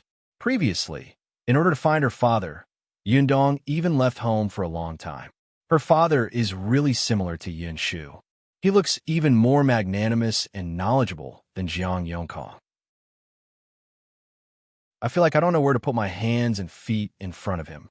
Zheng Hu saw that she had no intention of helping him pick up things, so he could only prop up his legs and bend down to reach for them. He answered casually, Isn't that normal? Yundong's father is really educated. Yin Shu used to know a lot of words. I heard that it was his father who taught him. Those who are really knowledgeable give off a different feeling from the inside out. Oh, you know what feeling is? Dong Xiulan said in amusement. Gu Yundong's father is really back. Why wouldn't I know? Look at Jiang Yongkong. Although he's dressed decently, is energetic, and speaks politely, you can tell at a glance that he hasn't studied. Dong Xiulan was puzzled. You don't seem to like Jiang Yongkong. Didn't he help bring you back earlier? Zheng Hu stood up and walked out. What's there not to like? He's from town. I'm just a farmer. It should be he who doesn't like me.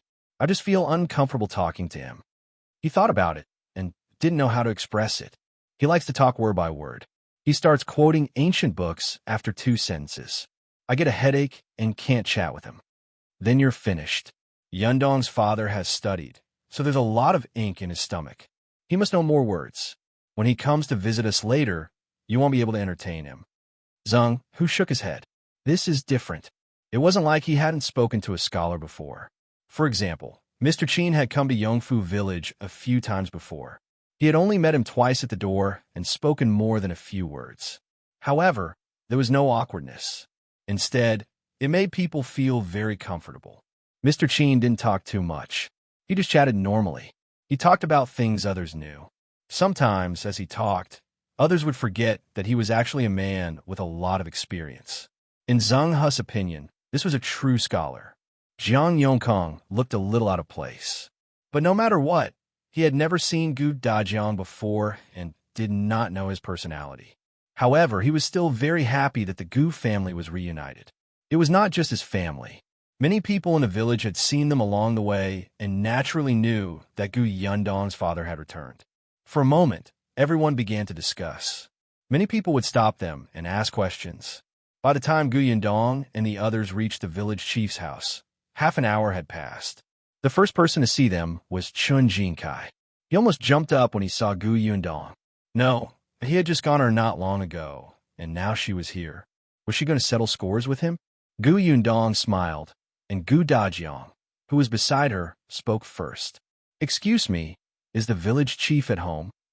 Only then did Chen Jincai stop his gaze on him. After a slight pause, he nodded. "He is. Come in." As he spoke, he turned around and called for his father. Chen Liang knew that Gu Yundong had returned, but he did not know that Gu Dajiang had also been found. When she saw them, she was really shocked, and her eyes widened in surprise. In fact, his initial thoughts were similar to Aunt Kess. He also felt that Gu Dajiang was either gone, or he was most likely remarried and had children outside. It was unlikely that he would return. Unexpectedly, he really appeared. Moreover, from the looks of it, he cherished Madame Yang, his wife. Chen Liang thought that it was no wonder that he could raise 3 children like Yundong and her siblings. As expected, a father had a huge impact on his children. As Chen Liang spoke to Gu Dajiang, he thought about many things.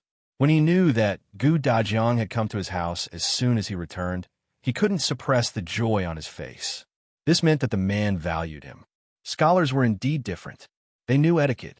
In his happiness, Chen Liang could not help but pull him along and say a few more words. It was only when Gu Yundong saw that it was almost lunchtime that she interrupted them and expressed that they had to go back. However, before she left, she took another look at Chen Jincai.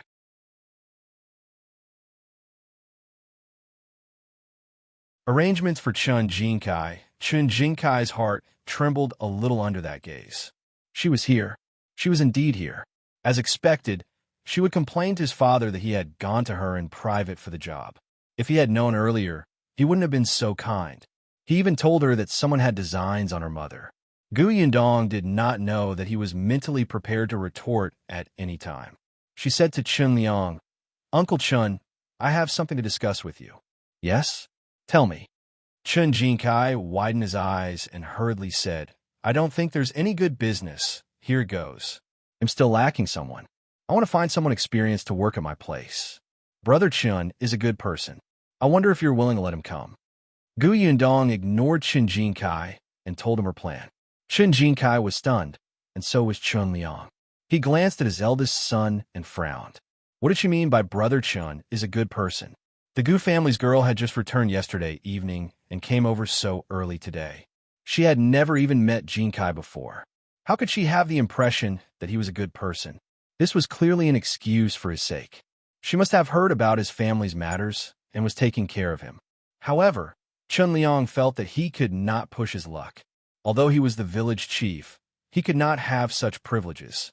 Moreover, his Jinbao was already working in the Gu family's workshop and had even increased his salary last month. His eldest son would work there too? That was too unreasonable. Hence, Chen Liang shook his head. "Gu girl, I know you're taking care of our family, but there has to be a limit to everything. Your workshop doesn't lack people now. If you recruit one more person, your family will pay an additional salary.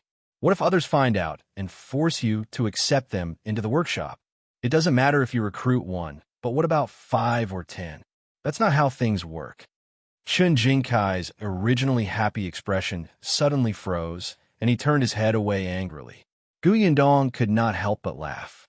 "Uncle Chen, you're thinking too much. I'm not asking Brother Chen to work at my house for your sake. I do need to recruit people, and they're not going to the workshop. They're going to the county city." "What? To the county city?" "That's right. I plan to open a shop in the Prefectural city in a few days. Shopkeeper Zheng in this county city is going to be transferred away. He has experience as a shopkeeper and has worked in the Prefectural city in the past. Therefore, Isn't the shop in this county city lacking people? I have to recruit a new one. I thought of Brother Chen. I heard that Brother Chen used to work in town and has someone under him. He must be capable. I'm afraid the position is too insignificant for him. It's not insignificant at all. It's not insignificant at all. Jincai quickly replied. He was full of smiles and almost cheered. He was really surprised. He did not expect that not only did the Gu family's younger sister not snitch on him in front of his parents, but she also gave him a job. As expected, she was indeed someone who did great things. Chen Liang was also stunned. Go to the prefectural city to open a shop? He had thought about this before and felt that it would happen sooner or later. However, he did not expect it to happen so quickly. Even Madame Zhou and the others, who had heard the commotion not far away, were very surprised. But soon, this surprise was replaced by surprise. Jincai could not help but cough lightly. He tugged at Gu Yundong's hand slightly and asked, Sister Gu, so you want me to go straight to the county city as the shopkeeper? He could. He could. Gu Yundong gave him a strange look. Dream on. Bring me along. She did not stand on ceremony and interrupted his fantasy. Not a shopkeeper, but a shop assistant. The smile on Jincai's face froze as expected. He looked at her with a shocked expression. Then, who will be the shopkeeper? Yuanzhi, Gu Yundong said matter-of-factly. He's been working for Gus for a long time and is already very experienced. Moreover, he's familiar with the process and knows the guests. It's only natural for him to be promoted to shopkeeper. Jincai felt as if he had been hit by a stick. Yuanzhi? That hooligan? He had never thought that he would one day be a worker under a hooligan that he had once looked down on. Wasn't this cutting his heart? He retracted his thoughts. This girl from the Gu family was simply too cruel. Gu Yundong saw the change in his expression and asked with a smile, Brother Chen, are you unwilling? But if our shop needs a shopkeeper, they have to start as a shop assistant. Even shopkeeper Zheng used to be a shop assistant in the prefecture city for a few years. As she spoke, she sighed slightly. Since you're unwilling, forget it. Thinking about it, it makes sense. After all, Brother Chen used to be a manager. It's indeed a waste of your talent to be a shop assistant. It seems that I can only find another person. Jincai's eyes widened, and he instantly blurted out, Who said I'm unwilling? I'm very willing. Not only Gu Yundong, but even Chen Liang looked at him in surprise. Chen Liang had come to understand his son during this period of time. He was indeed a little ambitious. He always missed the days when he worked in town. It was as if he was still a small manager. Chen Liang almost raised his hoe to hit his head a few times. When he heard that his son was going to be a shop assistant, Chen Liang also felt that it was impossible. Who knew that his son would actually agree? Perhaps sensing his strange gaze, Jincai immediately said, So what if he's a shop assistant? He's a shop assistant in the county. Wouldn't he be more knowledgeable than a small manager in town? Besides, if I work hard, I can become a shopkeeper. Chen Liang felt that these words were more like his son's. He looked at Gu Yundong, who smiled and said, So you've agreed? Agreed, Jincai said. Chen Liang thought about it and nodded. All right, but you still have to wait for a few days. He'll come and look for Brother Chen then. Gu Yundong had already stood up. Uncle Chen, well, leave first. Chen Liang sent them to the door, paused, and walked back. However, there was a smile on his face in the end, especially when he saw that his wife, Madame Zhou, also looked like she had been relieved of a burden. She felt at ease. Jincai's wife, Madame Wei, was also overjoyed. She turned around and followed Jincai into the house. She leaned close to his ear and whispered, When you go to the county city, bring me along. He'll take care of your laundry and food. Jincai's smile faded slightly. He frowned and said, Why would I bring you along? I'm just a small shop assistant. When Yuanzhi was a shop assistant, did he bring anyone along? Isn't that because Yuanzhi hasn't married yet? That won't do either. It wasn't easy for me to find a job. Don't make trouble for me. If I lose the job, you will have to support me. Stay at home for a few more years. When I become a shopkeeper and my salary is high, they'll bring you there. Madame Wei was furious and stormed out of the room. At this moment, Gu Yundong, who had already left the Chen family, was walking very slowly. She would occasionally look around. Love rivals meet. Gu Dajiang found it strange. Didn't you say that it's getting late? The weather is so hot. Let's go back quickly. Gu Yundong was a little disappointed that she did not see the person she wanted to see. Seeing that Miss Gu Yunka was feeling so hot that she was fanning herself with her small hands, her heart ached. She quickened her pace. Let's go. They'll make you something delicious when we get back. The little girl instantly felt no heat and nodded with bright eyes. What is it? It's cold. When her family built the house, they had dug an ice house. Some ice was stored in the winter. Although it was not much, it was enough to make some snacks. The little girl immediately grabbed her hand, wanting to get home as soon as possible. Gu Yundong had no choice but to let her pull along. Unexpectedly, after taking a few steps, a person suddenly walked over. Gu Yundong narrowed her eyes and stopped. Uncle Jiang.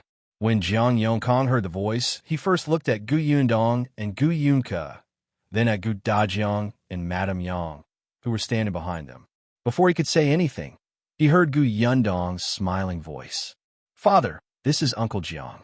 He lives in town and is staying in our village for the time being. Gu Dajiang looked at her strangely. He had met many villagers before, but most of them were only greeted with smiles. It was abnormal to introduce someone who wasn't from Yongfu village so seriously. However, he was able to stay calm. He nodded at Jiang Yongkong. Brother Jiang, come to my house when you're free. Jiang Yongkong felt that his throat was blocked, and he couldn't say a word. Along the way, almost everyone in the village was talking about Gu Yundong's father.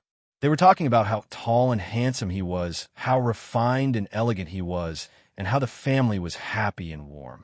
These words rang in Jiang Yongkang's ears, especially ear-piercing. He sneered in his heart. These people really knew how to exaggerate. Happy? Handsome? If this man was really so good, would he have taken a fancy to Madame Yang? Would he have so much patience for a fool? In order to enter the Gu family's workshop, these villagers did not even care about their integrity. Their flattery was simply unbearable. Jiang Yongkong was very dissatisfied and unconvinced. He even went to the Zheng family to ask around. Unexpectedly, Zheng said that this family had come to the village chief's house, so Jiang Yongkong rushed back.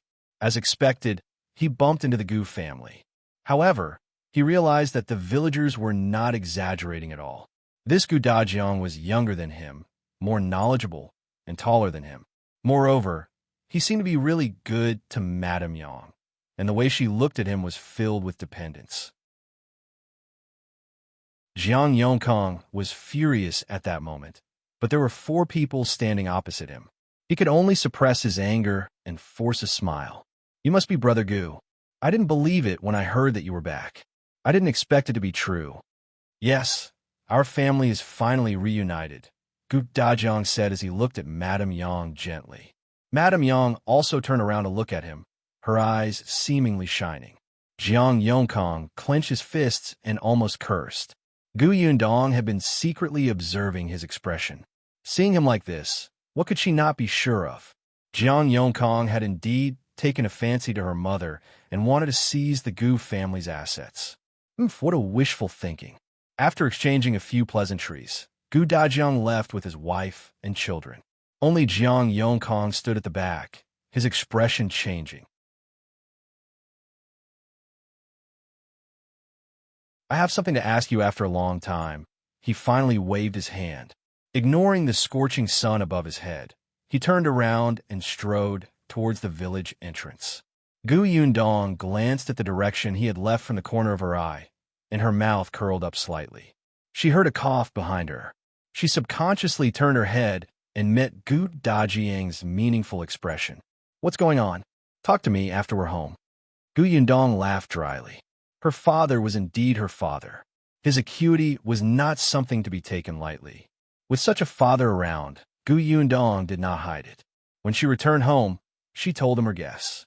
Gu Dajiang's expression instantly darkened. You should have told me earlier. I could have beaten him up just now. He sneered, feeling extremely disgusted. Such a person actually dared to covet his wife and wanted to snatch his assets? Such an ugly guy. Gu Yundong clicked her tongue. She did not expect her father to be a belligerent person. Since you already know his scheme, what do you plan to do next? Gu Yundong said, let's take another look and see if my other guess is right. She thought that if her deduction was correct, Jiang Yongkong should have already left the village and gone to town. Indeed, he rushed all the way under the sun and finally arrived at the entrance of the town after noon. At this moment, his mouth was very dry. Coupled with his anger, his expression was especially ugly. Therefore, he did not notice that there was a man and a woman sitting in a tea shop at the entrance of the town. They faced the direction of the town and narrowed their eyes when they saw him. Miss is right. He really came. Tong Shuitao lowered her voice and covered half of her face, as if she was afraid that Jiang Yongkong would recognize her. Shui Rong, who was sitting beside her, was very calm. He took a sip of tea and said slowly, he came a little later than expected. Yes, I've already drunk a few cups of tea. Tong Shuitao originally wanted to eat something to fill her stomach, but now that it was filled with water, she decided to forget it. On the other side, Jiang Yongkong didn't even have the time to drink tea. He wiped his sweat and continued walking. Tong Shuitao quickly pushed Shuirong. Hurry up and follow him. Okay, wait here. Shuirong stood up and slowly followed Jiang Yongkong. He had just arrived at Yongfu village and was a stranger. Jiang Yongkong had never seen him before. Even if they met face to face, he would not know that Shuirong was from the Gu family. Therefore, he walked openly. No one would think that he was following someone at this moment. Jiang Yongkong was even less energetic after a long journey. He turned corners in the town with familiarity. After walking for about 15 minutes, he finally stopped outside a small courtyard. Shuirong stood at the corner and casually glanced over. Jiang Yongkong knocked on the door for a while and heard footsteps coming from inside. After a while, the door opened. When the person saw that it was him, he was stunned for a moment, but his voice was filled with dissatisfaction. Why are you here? You even came over so openly. Are you afraid that others want gossip? Cut the crap. Let me in first. I have something to ask you. Jiang Yongkong pushed that person away and strode into the courtyard. That person was dissatisfied and his face was filled with anger. However, since things had already come to this, he could only look outside the door angrily. Fortunately, it was very hot at this hour. There was no one outside, and the street was empty. No one should have seen Jiang Yongkong when he entered just now.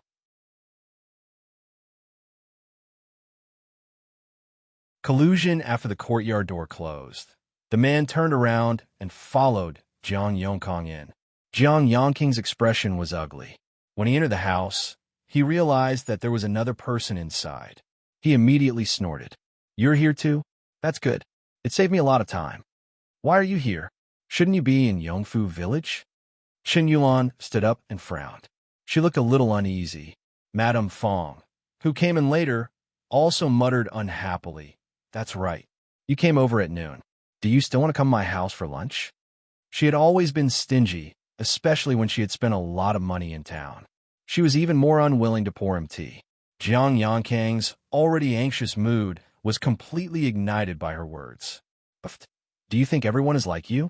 You don't have money and love face, yet you're still so stingy. You married a daughter and came to town with her. You look like you want to be raised by her in-laws. Madame Fang was so angry that she almost couldn't breathe. She pointed at Jiang Yongkong with a trembling finger. What did you say? All right, what are you arguing about?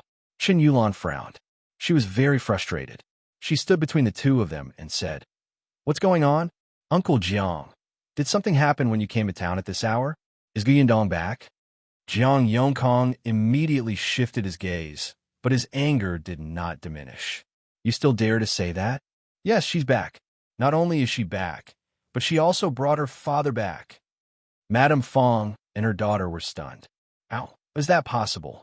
How was that impossible? I saw Gu Dajiang with my own eyes before I came. Now, everyone in Yongfu village knows that he's back. His family has reunited and is harmonious. It has nothing to do with us. Madame Fang opened her mouth and looked at Xiulan in disbelief. The latter shook his head in a daze and fell into a chair. She muttered softly, "How is that possible?" Back then, Gu Xiener clearly told me that Gu Dajiang was already dead. On the way to escape, his father, Gu Dai, lured all the bandits to Gu Dajiang's side to escape. There were more than 10 bandits. How could Gu Dajiang have survived? Yes, although Xiulan had only met Gu Xiener once, the two of them hated Gu Yundong to the core and did not want her to have an easy time. That was why they wanted to cause trouble together. It was Gu Xiener's idea to get someone to seduce Madame Yang. After all, Gu Xiener knew better. She had told Xiulan that Gu Dajiang was already dead. Madame Yang was a fool, and a very stubborn fool at that. As long as she was settled, there would be no problem with Gu Yundong. But at that time, Gu Xiener did not know that Gu Yundong was a completely different person. Not to mention Madame Yang. Even if she could deal with Yin Shu and Yunka, it would be useless. However, Chen Yulan was interested. She hated Gu Yundong and coveted the Gu family's assets, especially that green brick house. She even dreamed of living in it. She felt that this plan was feasible and discussed it with Madame Fang when she returned. The two of them felt that they could give it a try. After some thought, they realized that Zhao Dafa from the village was not bad. His wife was gone, and he looked tall and mighty. His family background was also all right. Of course, they also knew that Zhao Dafa always hid his wife. Unexpectedly, when Zhao Dafa heard that he had to get close to the Gu family, he didn't even hear the whole story and directly rejected it. The fact that Gu Yundong had beaten up 4 hoodlums had completely frightened Zhao Dafa. Chapter 535. Perhaps Gu Dajiang is fake. Madame Fang and her daughter were furious, but at the same time, they understood that it was unrealistic to look for someone in the village. Chen Yuan wanted to see Gu Xiener again and ask her for an idea. However, Gu Xiener couldn't leave the Peng family at all. Later on, Chen Yulan heard that she had become Peng Zongfei's concubine and couldn't even see her. She didn't know if she was dead or alive. Madame Fang and her daughter could only put this plan on hold until Chen Yulan married into the Wu family in town. The town was not big. Madame Fang had bumped into Jiang Yongkong by accident. At that time, he was chatting with a married woman. Although it was called a chat, it was actually an indistinct seduction. The woman even gave him a small gold ring. Madame Fang's eyes lit up. This woman's husband was a refined and handsome man. His family background was not bad either.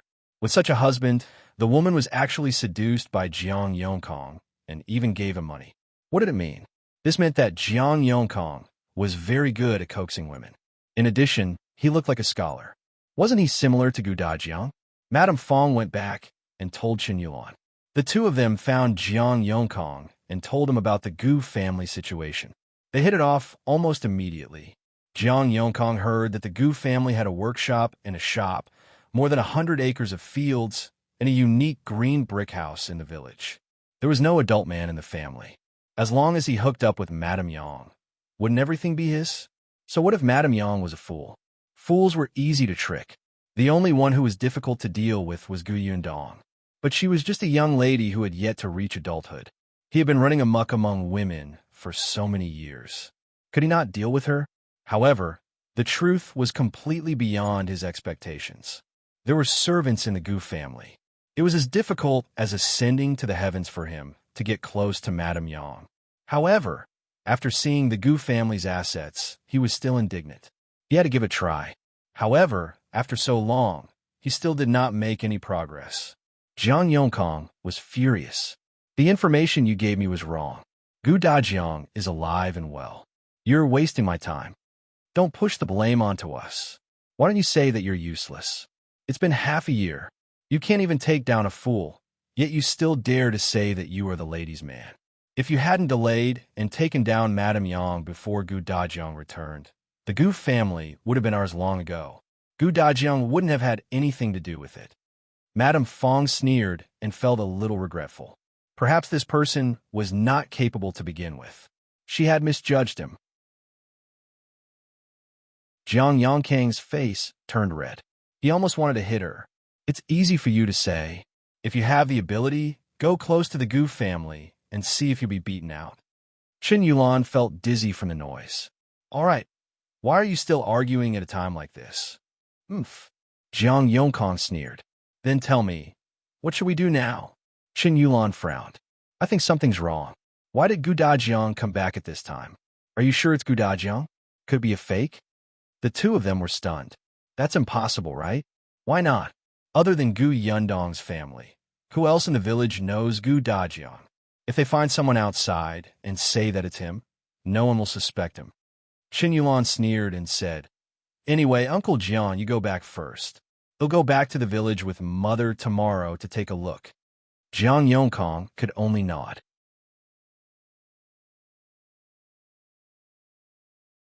Chapter 536. Passion of the Long Workers. No one knew that at this moment, under the window outside their house, a person was leaning against the wall in boredom, listening to the conversation between the three of them clearly.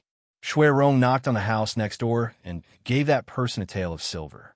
He told the other party that he was here to catch the adulterer. Then, he climbed over the wall of this house and entered Madame Fang's courtyard. Madame Fang had just moved here not long ago and was a widow. She was also a calculative person and naturally did not have a good relationship with the woman next door, who could not wait for her to be extremely unlucky and let Shui Rong in without a word. Shui Rong waited until Jiang Yongkong left with Madame Fang and her daughter before returning to the courtyard next door. The woman next door said excitedly, Young man, you're right. That Madame Fang is indeed restless. I secretly opened the courtyard door just now and saw a man sneaking out of the courtyard. Shui Rong smiled at her. There's not enough evidence this time. It's not to the point of catching them in the act. Please keep it a secret for me and don't leak it. I'll definitely teach them a lesson next time. Okay. Don't worry. I promise I won't tell anyone. The woman even made an oath and agreed readily. Her eyes flickered with a gloating light. Only then did Shui Rong quietly leave the courtyard. When he returned to the tea shop at the entrance of the town, Tong Shuitao immediately welcomed him. How did it go? Did you see Jiang Yongkong leave? Tong Shuitao shook her head. No, it made sense. This person had rushed to town without eating lunch or drinking water. You should be tired, hungry, and thirsty. It was more important to find a place to eat first. Then let's go back first. The two of them came in a carriage and did not need much time to return to Yongfu village. When they reached home, Gu Yundong was taking Gu Dajiang to the workshop to see how everyone was doing. At this time, there were already a lot more fruits. The 50 long-term workers in the workshop were all busy. As the Gu family only had one shop, although they also cooperated with the Liu family's restaurant, they could still meet the demand. When she opened the shop in the prefecture capital later, there would be too few people. When the time came, she would have to recruit people. When they saw Gu Yundong, everyone greeted her warmly. After knowing Gu Dajiang's identity, they congratulated him and said that her family's hardships had finally come to an end. Gu Dajiang sighed when he saw this scene. Who would have thought that in such a short period of time, his family had gone from being a pitiful worm that was bullied by the old Gu family to one that now had a house, land, and even long-term workers. They walked around the workshop, and Gu Yundong asked about the situation. She learned that everything was fine. Not long ago, during the Dragon Boat Festival, the workshop had distributed a lot of meat dumplings for everyone to eat. This was Gu Yundong's idea. On some special days, there would be a festive atmosphere. Even if there were not many things and they were not expensive, everyone would be more motivated in such an atmosphere. Therefore, when she left Yongfu village previously, she instructed Tong and to get someone to buy some meat dumplings on the day of the Dragon Boat Festival. Everyone was very happy about this. They praised the Gu family's workshop fiercely, causing many people in the nearby villages to be envious. They asked when the Gu family's workshop would recruit more workers. Now that Gu Yundong was back, someone quickly took the opportunity to ask, Boss Gu, is our workshop still hiring?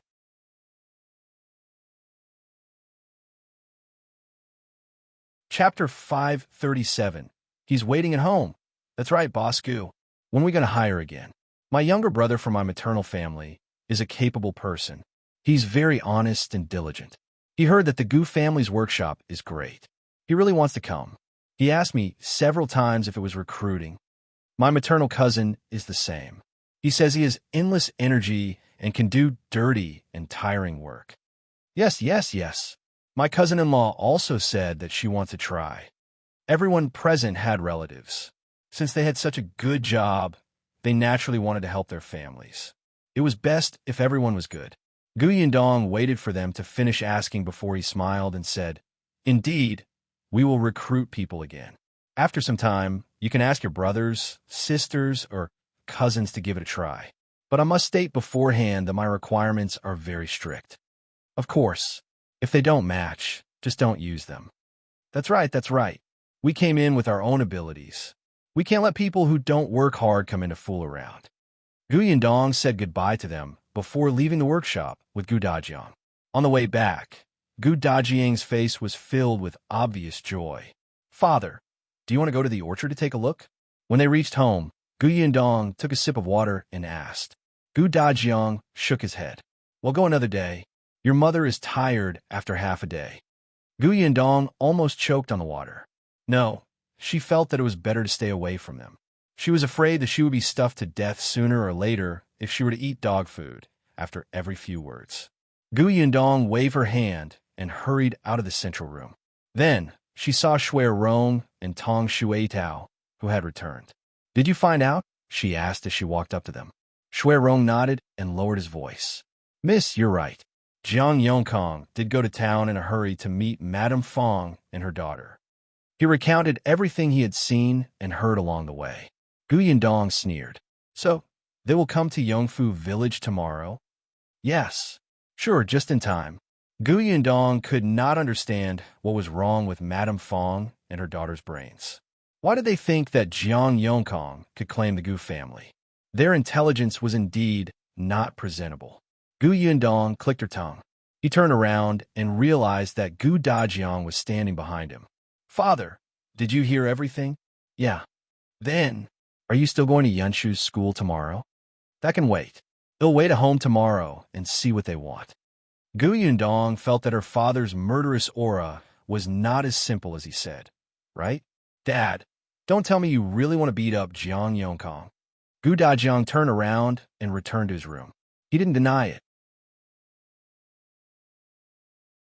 Did he really want to attack? Gu Yundong rubbed her forehead. As he wanted to find trouble with Jiang Yongkong, Gu Dajiang didn't mention going to school the next day. After Yunshu and Yuanzhi left, he waited at home. However, no one came. Gu Dajiang couldn't sit still, so he got up and left the Gu residence. This place was close to the foot of the mountain. In the past, there were not many people. Now that there was the Gu family workshop and 2 large green brick houses erected, it was like the landmark of the village. There were a lot of people. However, there was no one around at this time. At the thought of the green brick house, Gu Dajiang's gaze landed on another building not far away. She snorted coldly in her heart and was about to avert her gaze when the courtyard door suddenly opened.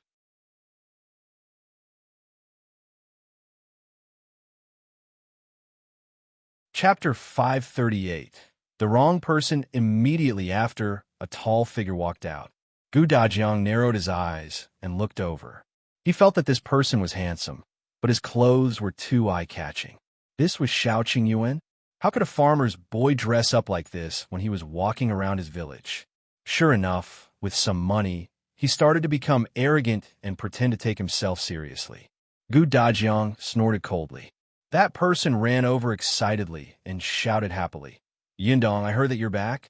Gu Dajiang's face darkened. Not only was he dressed inappropriately, but he also looked unreliable. Why would his daughter fall for such a person? Gu Dajiang took a deep breath and stepped in front of him. Liu Wei was stunned for a moment. He looked at the completely unfamiliar man in front of him in surprise. He blinked and asked, "Uncle, who are you? Why are you blocking me?" "You're Yuan?"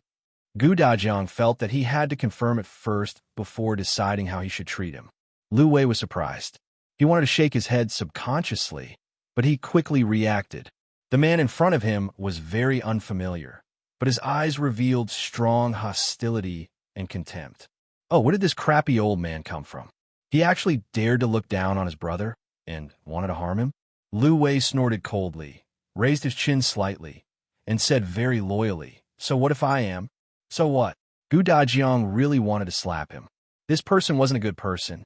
He took himself seriously just because he had some money. He was rude and arrogant. If Yundong married him in the future, wouldn't she be bullied to death? He glared at Liu Wei. "Hurry up and get lost." "Why? Who do you think you are? How dare you tell me to get lost?" Liu Wei was in disbelief. Where did this idiot come from? It was fine if he didn't know him, but he actually dared to chase him away on his territories? Liu Wei did not know that Gu Yundong's father had returned. He had heard from Yuanzhi that Gu Yundong had returned when he was buying canned food at Gus yesterday. He was too excited and did not hear the rest of the sentence, so he hurriedly planned to come over. After all, she had gone out for a while. When she came back, she would definitely bring a gift for her good friend. Liu Wei didn't feel embarrassed or guilty at all for taking the initiative to ask for a gift. This morning, he came to Yongfu village in a hurry. As usual, he went to the Xiao family first to look for Xiao Qingyuan, but he was not around. Liu Wei turned around and left the house. Then, he ran towards the Gu residence. However, he did not expect that there would be a door guardian at the entrance of the Gu residence. Moreover, it was a super unreasonable door guardian. His temper was rising. "Do you know what price the person who told me to scram last time paid? Let me tell you, the grass on his grave is already as tall as you. If you know what's good for you, quickly move aside. Otherwise, do you believe it'll break your legs? Seriously, where did this lunatic come to the Gu family to behave atrociously?" Dajiang was so angry that he almost fell backward. He took 2 steps forward and pushed him impatiently in the direction of the Xiao family.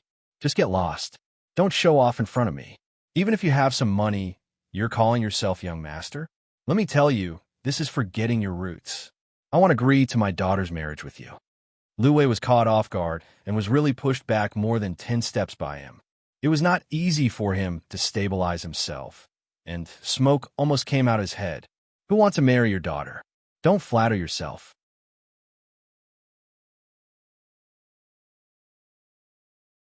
Chapter 539. Breaking his head, Dajiang felt that he had pushed him far enough. He immediately retracted his hand and ignored him. He turned around and returned to the Gu family. Liu Wei felt that he was being looked down upon like never before. He even raised his fist. Where did this lunatic come from? It's simply ridiculous. Let me tell you, a low cry suddenly came from behind. Liu Wei was stunned. He realized that he had swung his fist too hard just now and hit the person behind him. He immediately turned around and saw the woman he had hit covering her face and retreating. She accidentally stepped on a rock and fell backward. "Be careful." Liu Wei reflexively reached out and grabbed her waist to prevent her from falling to the ground. When Dajiang heard the commotion behind him, he turned his head and happened to see this scene. He was instantly infuriated. It was fine if he was unreliable and rude, but now that he was clearly engaged to Yundong, he was still hugging another woman. What was wrong with him? Dajiang looked around. He wanted to find a stick to smash his head. Liu Wei did not know that his life was about to be in danger. He steadied the woman's body and wanted to let go of her. Unexpectedly, the other party grabbed his clothes tightly with a frightened expression. "Liu Wei, young Master Liu, thank you." The woman's voice was like a mosquito's, with a trace of shock. Liu Wei trembled unconsciously and hurriedly let go of her. The woman looked up. Only then did he feel that she looked familiar. It was just that. He couldn't remember where he had seen her before. But he apologized anyway. "I hit you just now. I'm sorry. It's not young Master Liu's fault. I stood behind young Master Liu rashly.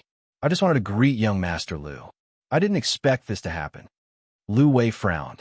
"If you want to greet me, so be it. Why were you standing behind me pretending to be a ghost?" However, it was good that the other party was fine. He took 2 steps back and was about to leave when another woman walked out. Liu Wei also felt that she looked a little familiar. He just couldn't remember where he had seen them before. Strange, when did his memory become so bad? Madame Fang and her daughter were very happy to see him. Although Chen Yulan was married, she still couldn't help but be interested in a young master like Liu Wei. She was a little surprised to be hit by him while standing behind him, but it was true that she wanted to get close to him. Unexpectedly, he actually hugged her. Madame Fang, who had arrived a step later, frowned and bumped into her, signaling her with her eyes not to forget her identity. However, Xiulan felt very aggrieved. She had known young Master Liu for a long time and had interacted with him before she got married. Young Master Liu had a good impression of her, and his attitude was very good. At that time, as long as she worked hard, she might be able to become the young madam of the Liu family. Unfortunately, Madame Fang disagreed. Liu Wei didn't know what Xiulan was thinking. Otherwise, he would have vomited blood. Shui Rong heard the commotion outside the door.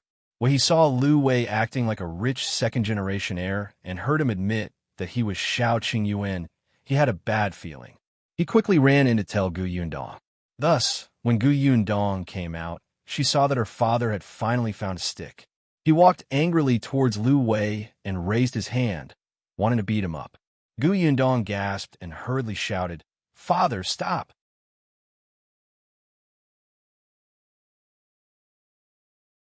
Chapter 540. He can bend and stretch with a thick-skinned Gu Dajiang's raised hand paused. Liu Wei suddenly turned around and saw the stick that was inches away. He immediately screamed and jumped to the side. You're indeed a lunatic. You actually still want to hit me. Do you really think I'm weakling?" As he spoke, Liu Wei was about to make a move. However, Gu Yundong suddenly rushed over and slapped his hand away. "What are you doing? He's my father." She knew that Liu Wei had practiced martial arts. Although he only had amateur martial arts skills, it was more than enough to deal with the weak Gu Dajiang. Liu Wei almost fell to the ground. When he stabilized himself, his eyes widened in shock. His fingers trembled fiercely, and he looked like he was about to go crazy. What did you say? This lunatic is your father?"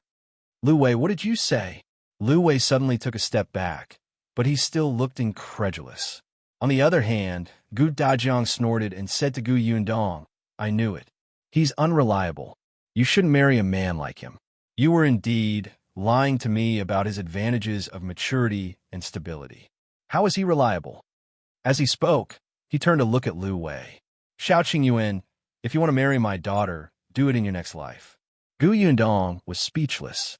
What happened? Liu Wei was speechless. Wait. Did he do something wrong to hurt his brother again?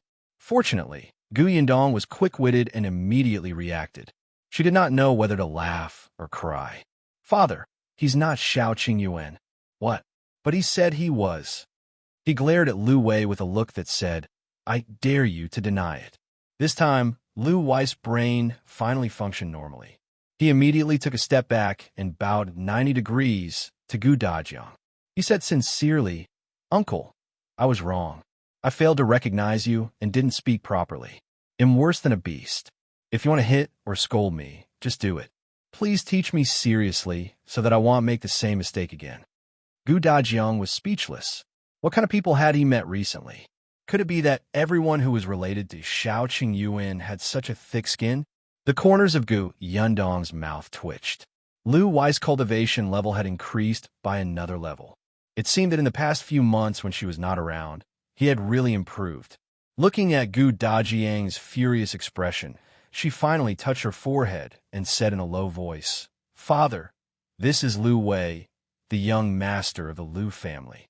Gu Dajiang was stunned. Of course, he had heard of Liu Wei. When Gu Yundong mentioned this friend, she sounded very happy and comfortable. It was said that he was an outgoing young master who did not put on any airs. Old Master Liu had also taught Yundong a lot of business matters. Second young Master Liu was also Yuanzhi's classmate. For their sake, Gu Dajiang had a good impression of Liu Wei. However, these good impressions were completely shattered during their meeting and conversation just now. He couldn't help but sigh. He glanced at Liu Wei and said angrily, "All right, if there's anything, let's talk inside. Stop making a fuss. Who calls a woman's maiden name at the entrance?" "Yes, you're right. I won't do it again." Gu Dajiang had no temper towards such people. He turned around and left. Seeing this, Liu Wei heaved a sigh of relief and hurriedly followed. Madame Fang and her daughter stayed where they were. What about us?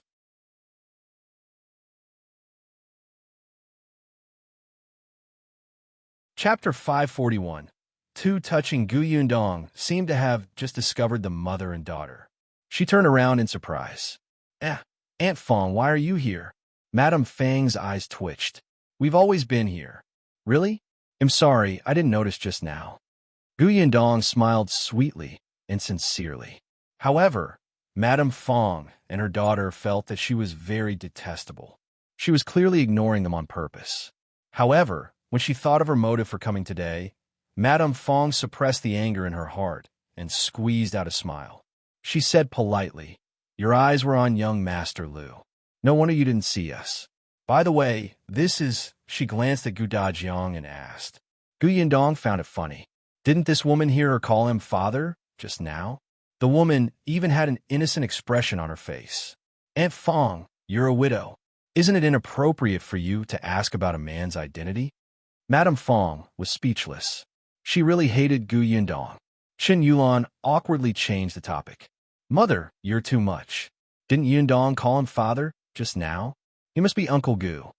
As she spoke, she smiled and called out to Dajiang. However, she quickly revealed a puzzled expression. But Yundong, didn't I hear that Uncle Gu went missing? How did you find Uncle Gu? Gu Yundong looked at her with a faint smile. How did I find him? Actually, I didn't find him. My father has been looking for us. My father is a person who values friendship and loyalty. Ever since he lost contact with us, he hasn't eaten a full meal or slept well. He took out all the money on him to find out the whereabouts of his wife and children. Sigh, the heavens don't let down hardworking people. After a lot of hardship and trouble, our family is finally reunited. Xiulan's face was twisted. It was as if she didn't say anything. Liu Wei wiped the corners of his eyes. It's so touching. Gu Yundong. Dajiang was speechless. Madame Fang and her daughter were even more speechless. Although the truth was quite touching, Gu Yundong's exaggerated expression and prolonged voice made it sound like she was reciting a book. Gu Yundong could not be bothered with Liu Wei's abundant feelings. She said to Madame Fang and her daughter, if there's nothing else, well, go in first. Xiulan wanted to stop her. This woman had no manners at all. They were already in front of her house, but she didn't intend to let them in. She didn't invite them to drink some sugar water before leaving. However, Gu Yundong pretended not to hear anything. She turned around and entered the door. When the door closed, she blocked Madame Fang and her daughter outside. The two of them stomped their feet in anger, but there was nothing they could do. They could only glare angrily at the door and turn around to leave. That Gu Dajiang is somewhat similar to Gu Yunshu. Could he really be Gu Yundong's biological father? As Xiulan walked back, she knitted her brows and murmured, how could it be so coincidental? Did they really find him? Mother, what should we do next? It won't be easy for Uncle Jiang to have any ideas about Gu Yundong's foolish mother. Even if he succeeds, with Gu Dajiang around, the Gu family's assets won't fall into his hands. At most, Gu Dajiang will divorce Madame Yang and let her marry into the Jiang family. At the thought of this, Xiulan felt very depressed. All the preparations she had made for so long were in vain. She kicked the stone under her feet in frustration. Suddenly, she realized that it had been very quiet beside her. She had said so much, but her mother did not reply. She turned around in surprise and looked at Madame Fang. Mother, I'm talking to you. Did you hear me?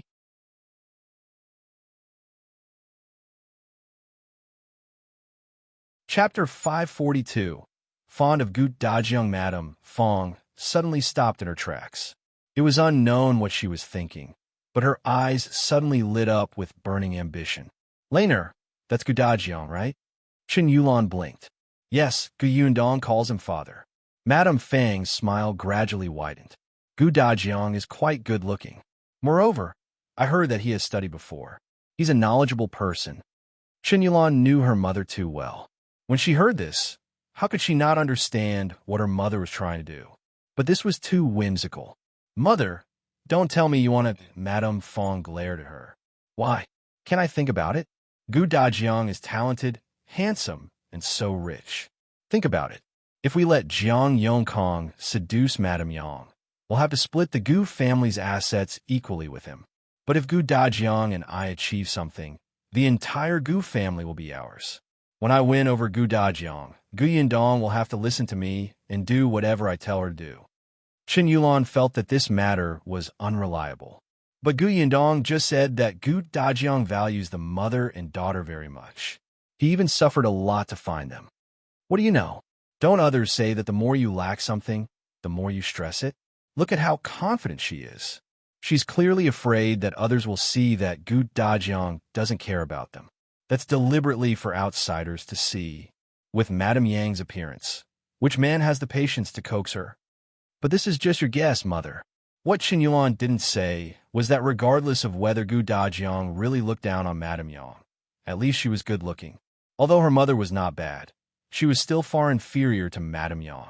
However, on second thought, so what if Madame Yang was good-looking? She was a fool who did not even understand the relationship between a man and a woman. Men were the most impatient. They could still coax her for a day or two, but after a long time, they would probably be tired of her. Then, it was not a bad idea to let her mother try. I'm just afraid that it won't be easy to get rid of Uncle Jiang. Madame Fang waved her hand. It's fine. He'll talk to him.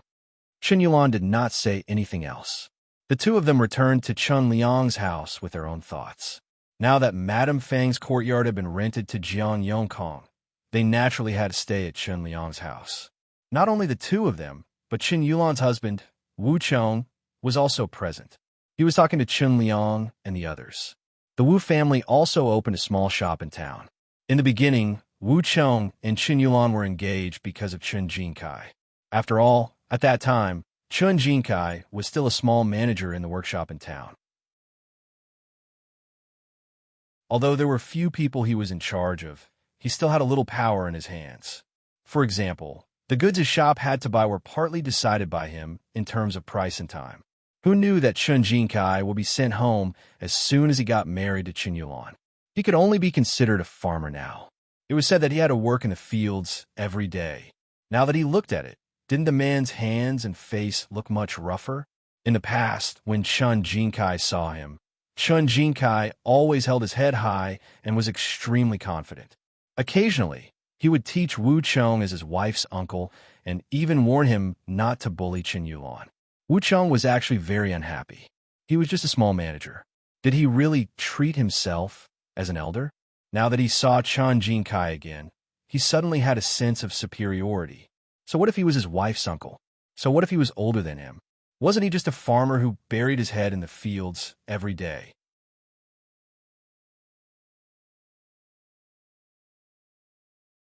Chapter 543. The Chen family's displeasure. Wu Chong was proud in his heart, and he could not help but show it on his face. He was no longer as humble towards Chen Jincai as before. Instead, he looked like he did not think much of him. Although the in-law's eldest uncle was the village chief of Yongfu village, he could not reach into town. His eldest cousin was now a farmer, and his second cousin was said to be working in some workshop. Oh, right, it's a workshop in Yongfu village. It's not very promising. In Wu Chong's opinion, there was something wrong with the Chen father and son's brains. They actually degraded themselves to be long-term workers in the village's workshop. What were they thinking? Wu Chong felt that his in-laws could no longer help him. He didn't care much about Xiulan's visit today. However, he wanted to vent his secret pride. He just wanted to see Chen Jincai's miserable state. Unexpectedly, Chen Jincai was different from what he had imagined. He seemed to be very happy with the hoe. Wu Chong could not vent the joy in his heart, so his face remained dark. Xiulan came back at this time. When Wu Chong saw her, he wanted to return to town as soon as possible. He didn't even want to stay for dinner.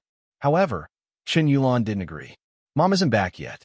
Let's have lunch before we leave. I saw that eldest aunt and sister-in-law are busy in the kitchen. It's not good to leave just like that. Madame Wei happened to hear this when she came in with a teapot to add water to them. She pursed her lips secretly. When she returned to the kitchen, she could not help but mutter to Madame Song.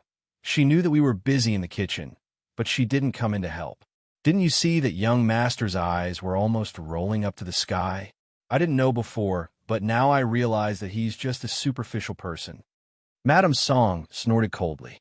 As she picked the vegetables, she said, "What's so strange about that? I already said that the Wu family is not a good match. Second aunt still thinks that I'm a busybody." The two sisters-in-law also had small conflicts on a daily basis, especially after they lived together at home.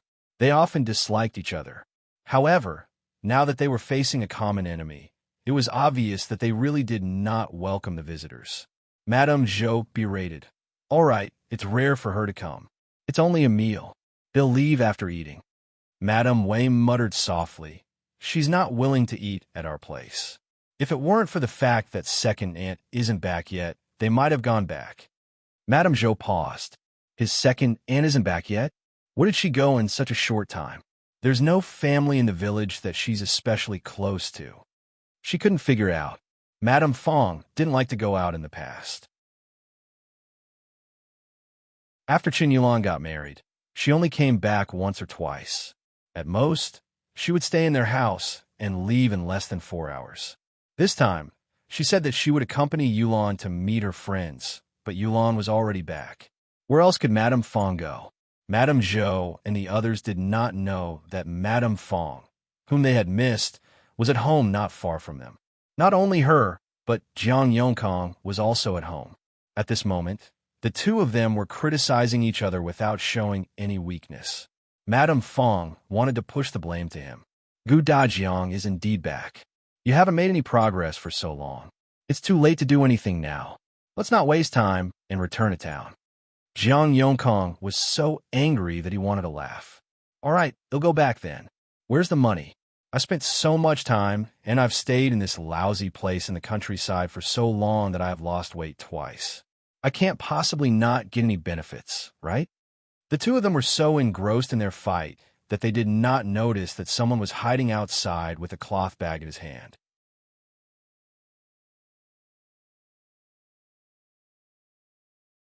Chapter 544. Something must have happened. Tong Ping did not follow Madame Fang to collect the fruits today. After receiving Gu Yundong's instructions, he quietly followed behind Madame Fang. When he saw her enter the courtyard, he sneaked to the back of the house when no one was looking. The wall here was much shorter, and one of the parts had collapsed. It was accidentally pushed down by too many people on Chen Yulan's wedding day. Madame Fang didn't repair it. Anyway, she was going to live in town. Although Jiang Yongkong moved in later, this wasn't his house, so he wasn't willing to pay so much money to repair it. Anyway, this was the backyard, so it didn't affect him much. Now, the wall was convenient for Tong Ping. With a little force, he quietly climbed in. Hearing the low-pitched argument coming from the house, Tong Ping shook the cloth bag in his hand and chuckled. After a while, not only did he hear the quarrel in the house, but he also heard the sound of footsteps coming from outside the courtyard. He knew that the time had come. He opened the cloth bag and pulled out a snake. The snake was emerald green in color, slender and long, about 1 meter long. At this moment, it was being dragged by Tong Ping, and it even wriggled a little uneasily. Tong Ping smiled. While the people inside were still talking, he stuffed the snake into the window.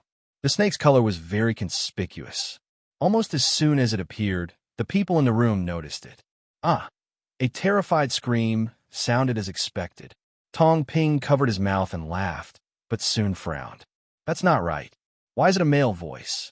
He secretly looked inside, and his mouth twitched. In the room, Jiang Yongkang's face was pale.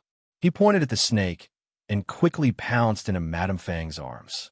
Cold sweat dripped down, and his lips trembled. Snake! Snake! How can there be a snake? Quickly chase it away! Quickly chase it away! Ah! Ah! His terrified voice was unidentifiable as he hugged Madame Fang tightly. Madame Fang almost couldn't breathe. Compared to his scream of fear, Madame Fang was much calmer. Although she was a woman and usually did not go to the fields, she was not a lazy person. Sometimes, snakes would slither in her courtyard. She was already used to encountering snakes, insects, rats, and ants in the countryside. Although she was shocked by the sudden appearance of this snake at first, she quickly calmed down after seeing it clearly. Let go. What are you afraid of? This is an emerald green snake. It's not poisonous and is especially timid. Look, it's frightened by you. Jiang Yongkong shook his head desperately. He didn't hear what she said at all. He felt that his heart was about to jump out of his chest. He closed his eyes and didn't even look. Hurry up and chase it away. I told you that I can't stay in this countryside. I want come to this godforsaken place again. He had lived in town since he was young. He was not afraid of encountering a rat, but he was afraid of this slippery thing. Madame Fang's eyes lit up. He was so afraid of snakes, so she could use it to threaten him to return to town quickly. She thought quickly in her heart, but she didn't know that at this moment, a few people were passing by the entrance of their courtyard and happened to hear Jiang Yongkang scream, which was so loud that it almost shook the roof. The people who were about to pass by trembled and looked at each other. One of them immediately said worriedly, "It seems to be Brother Jiang's voice. He's screaming so badly. Could something have happened? Something must have happened. Maybe a thief broke in. Let's go in and take a look."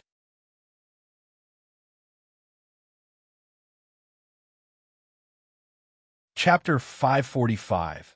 Revealing the adultery, the few of them immediately became anxious and went to push open the courtyard door without saying anything.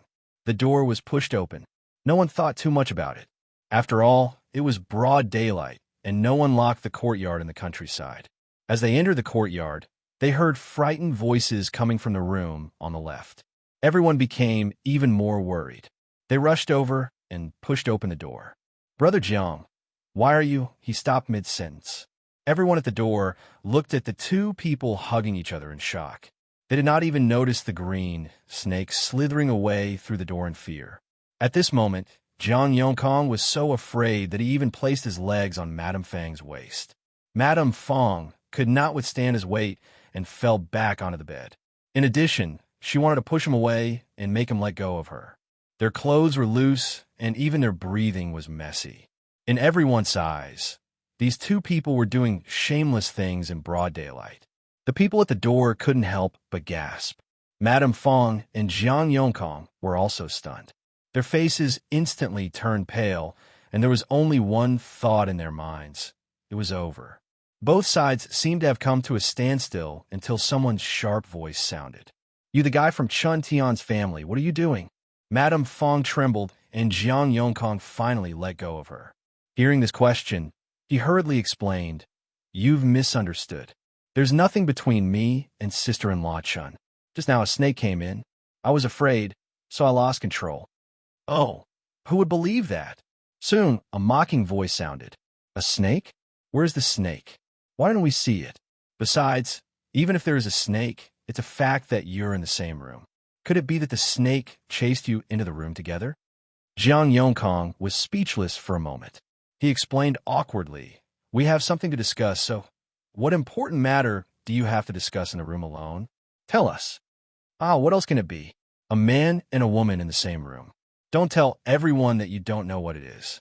It's a big matter of giving birth." "Ha ha ha." The two women echoed each other. Madame Fang looked at them. These two were just two gossipy women who usually didn't get along with her. Why did she have to see them? What should he say? How should he explain? Madame Fang's mind went blank for a moment, not knowing what to do. Jiang Yongkong was also so anxious that his head was covered in sweat. He couldn't say anything and could only deny it without any confidence. "You've really misunderstood. We're fine. It's just that sister-in-law Fang wanted to go home to get something." "Yes, she wanted to go home to get something, so we ran into each other. Later, we encountered Snake, so we became like this out of fear." However, this explanation was not convincing at all. She came back to get something? Why did she come over personally? I heard that her son-in-law came over today. She knew that there was a man living at her home, so she should let her son-in-law come over to get it. I think it's clearly the two of you meeting here privately, right? I couldn't tell, Madame Fang.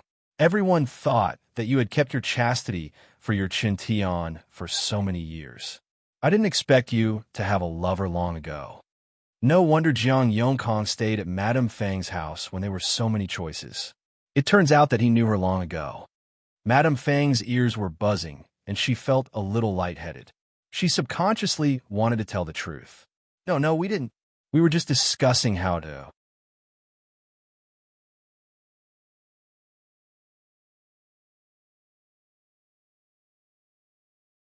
They can crush us like ants. We can't have anything to do with them. Most importantly, if the Gu family's matter was brought up, she would definitely be implicated. At that time, everyone would know that she was vicious. How could the Wu family tolerate her? But Madame Fang was still hesitating. How could she admit to having a relationship with Jiang Yongkong? If she admitted it, what would happen to her in the future? However, Chen Yulan couldn't care less.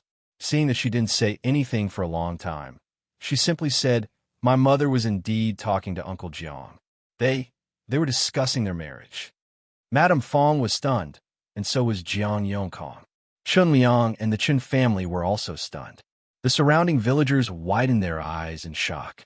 Discuss the marriage? Madame Fang wanted to deny it, but Chen Yulan grabbed her hand. She still said before Madame Fang could, "Yes, uncle. This was my idea."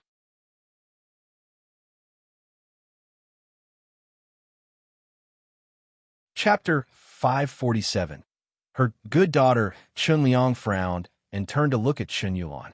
The latter looked calm and said slowly, "I'm already married. Now, my life is blissful and my family is happy. However, my mother is alone. She stays in a courtyard in town and doesn't even have anyone to talk to. My heart aches for her. Uncle, you said before that as long as she meets a suitable person, you won't object to my mother remarrying, right?" Chen Liang nodded. He was not an unreasonable person. His second brother had died early, and Madame Fang was still young. If she found someone to live with, she would have someone to rely on in the future. Chen Yulan sighed and said, "Uncle, you know that my mother is doing this for me. All these years, she has been gritting her teeth and holding on to this family. She has never mentioned marrying again, for fear of making me suffer. But now that I'm married, it's time for her to let go. I advised her to find another partner and live with him in the future. When she grows old, she will have someone to take care of her. Previously, when I got to know Uncle Jiang, I thought that he was a good person and someone to rely on. His family is in town, so it's convenient for her to see my mother. That's why I advised my mother to consider it. My mother thinks that she's already so old. There's no need to make such a big deal out of it. She wanted to discuss it with Uncle Jiang first. If they don't have any objections, then the two families can gather at a table for a meal and get to know each other. No one expected that they would meet a snake just after talking for a while. It's such a coincidence." Now that the imperial court was encouraging widows to remarry, it was not shameful for Madame Fang to find another man to live with. Chen Yulan's words made people feel that she was quite sensible and filial. Of course, there were also people who remained suspicious. But so what if they suspected? The two of them were indeed together, so there would only be two outcomes. One was that they got married, and the other was that they were captured and sunk in the pond. Chen Liang was the village chief and Madame Fang's eldest son-in-law. He would definitely not take her to the pond. Besides, there was no such rule in their village.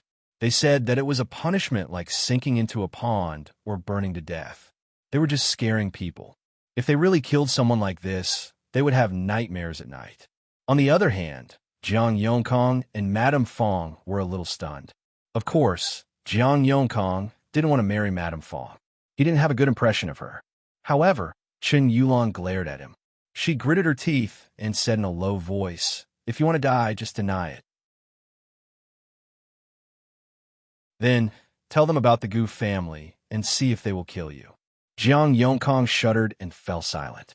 Madame Fang felt her entire body turn cold as she looked at her daughter in disbelief. She actually wanted to push her mother to Jiang Yongkong? Did she want her mother to be with this man?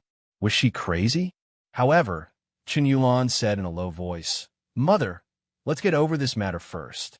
Madame Fang opened her mouth, wanting to say something, but she was speechless. Chen Liang secretly heaved a sigh of relief. Regardless of whether the other villagers present believed it or not, this explanation was still reasonable. He looked at Madame Fang and then at Jiang Yongkong before saying, "I really don't mind sister-in-law marrying again. Since things have developed to this point, let's sit down and discuss it." The villagers were still discussing. No matter what, they looked at Madame Fang with disdain. The image of a chaste woman that Madame Fang had maintained in the village for so many years was completely shattered. Seeing that he had heard enough, Tong Ping quietly climbed over the broken wall and ran back to the Gu residence.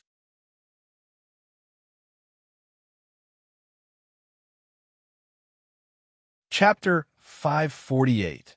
Fatal Hidden Danger at the Gu residence. Liu Wei had not left yet. He seemed to be very interested in Gu Dajiang. He followed behind him and chattered nonstop, asking many questions. Gu Yundong only felt that his ears were buzzing with the guy's voice. She stayed for a while before leaving.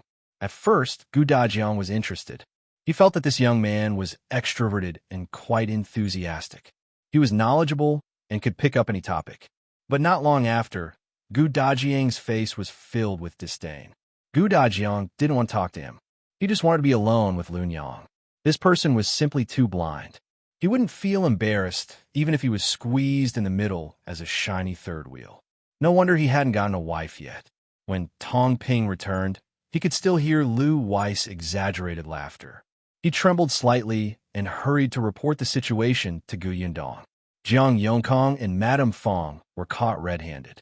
According to misinstructions, Zhao Dafa led those women who didn't get along with Madame Fang to pass by her courtyard. They heard Jiang Yongkang's cry and rushed in. The two people in the house happened to be hugging each other. Gu Yundong nodded as she listened. When she heard this, she was slightly stunned. Jiang Yongkang's cry. Tong Ping coughed lightly, and the expression on his face could not be controlled. Yes, Madame Fang has lived here since she was young. She could tell at a glance that the snake was not poisonous. Jiang Yongkong was so frightened that his face turned pale, and he jumped onto Madame Fang. Gu Yundong was speechless. Jump onto her? She held back her jaw, which was about to fall, and let Tong Ping continue. After hearing that, she couldn't help but sneer. Xiulan is really her mother's good daughter. In order to clear her name, she directly made her mother and Jiang Yongkong a couple. That was why Tong Ping was dissatisfied. So we only took care of those two. Xiulan escaped just like that. I think all the bad ideas came from her. She's the culprit. Don't worry. Her mother did such a thing. Even if Xiulan helps her, how many people can really be convinced? Her reputation in the village has already been ruined. Moreover, she's with Jiang Yongkong now. She's no longer a member of the Chen family. If Chen Liang doesn't treat her as his brother's wife, I'm afraid he won't protect Xiulan like before. This matter also affected Chen Liang. After all, Madame Fang was still a member of the Chen family. Fortunately, there were no suitable men and women in the Chen family who had to marry. When Yodan and the others grew up and got married, this matter would have long been forgotten.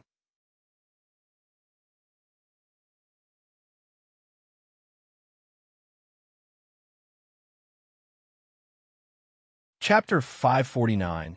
The end of the Fang mother and daughter. Keep an eye on them and see what happens next, Gu Yundong instructed Tong Ping. After listening to her analysis, Tong Ping's blood immediately boiled, and he no longer felt indignant. Sure enough, 2 days later, Tong Ping heard the latest news. Madame Fang and Jiang Yongkong were indeed together. The two of them had returned to town.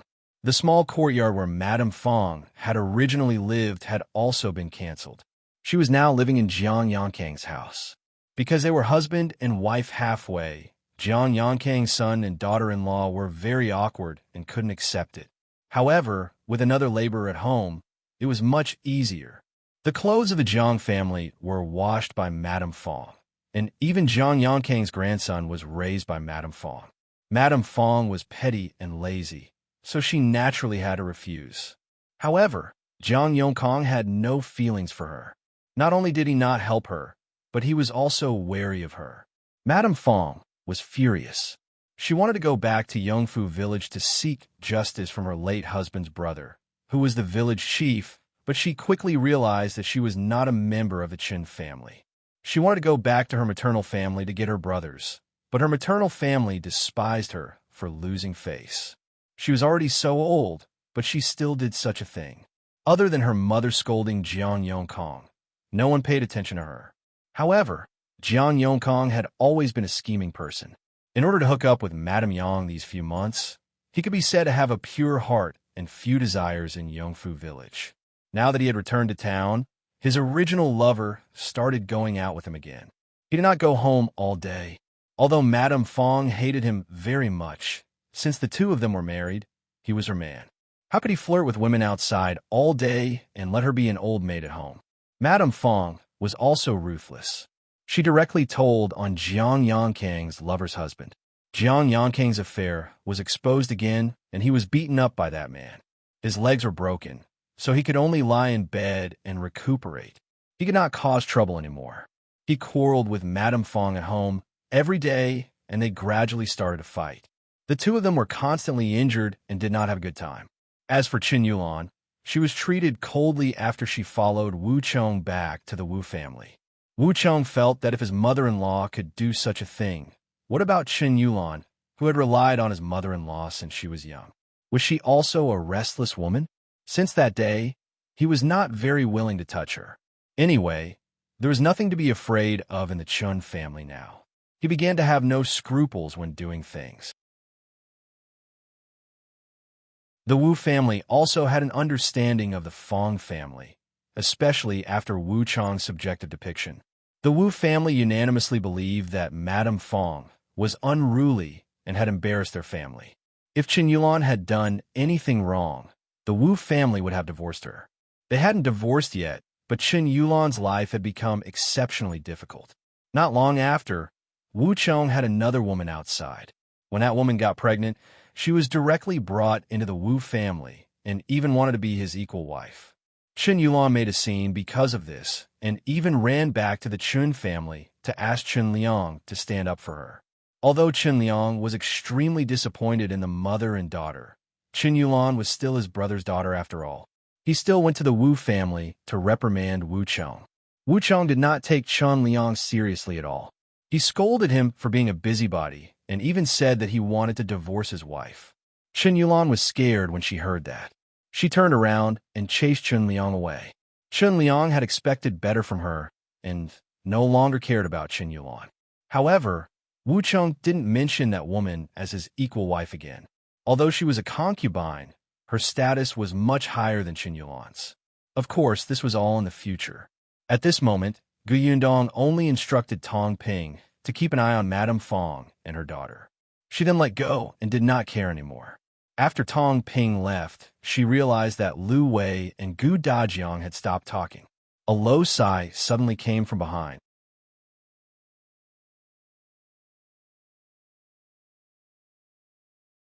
Chapter 550. The Loyal Liu Wei. Yundong turned her head and saw that Liu Wei looked exhausted, as if he had done something big. She did not want to ask him why he was sighing, because Yundong knew very well that the answer was definitely not what she wanted to hear. However, even though she didn't ask, Liu Wei spoke first.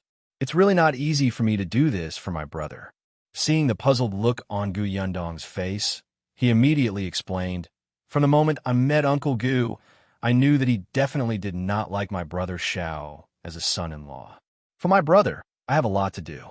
I tried my best to get close to Uncle Gu, trying to figure out Uncle Gus' personality and preferences. He'll tell Brother Xiao later and let him be mentally prepared. When the time comes, he can cater to your father's liking and achieve twice the results with half the effort. How is it? I've contributed so much for you two's future. Isn't it impressive?" Yundong looked up at the sky. After a long time, she said faintly, "My father reads books. And then, he thinks that you're a product of those who you hang around. You are the same as the friends you make," Yundong said with great difficulty. Previously, I had always instilled in my father the impression that Xiao Qingyuan was a steady, responsible, taciturn, but practical person. Now, it seems that everything has been overturned by you. Liu Wei blinked, then blinked again. That didn't sound right. Yundong, are you saying that I'm unreliable, irresponsible, and nagging? Liu Wei was furious. Have you forgotten who helped you manage the workshop when you weren't in Yongfu village? Yundong immediately denied it. That's not what I meant. It is. Liu Wei was furious and raised his voice, but there was an inexplicable hint of guilt in his voice. In the end, he was still a little nervous. Could it be that he had really done something bad out of goodwill? Damn it. If Uncle Gu really felt that Xiao Yuan was a good-for-nothing, wouldn't he have broken up his brother's marriage? Liu Wei laughed bitterly in his heart, but on the surface, he was bluffing. Let me tell you, you're humiliating me. I'm very angry. I won't forgive you. Don't look for me in the future. With that, he rushed out of the Gu family's courtyard, climbed into his carriage, and left. Gu Yundong was speechless. He seemed to be the one who came to Yongfu village to look for her all the time, right? Aunt Ku slowly walked out from behind. She could not help but glare at Gu Yundong. Why are you scaring him? Aunt Ku seems to like Liu Wei. It can't be helped. After interacting with a black-hearted glutinous rice ball like you for a long time, his sincerity is commendable. Gu Yundong laughed.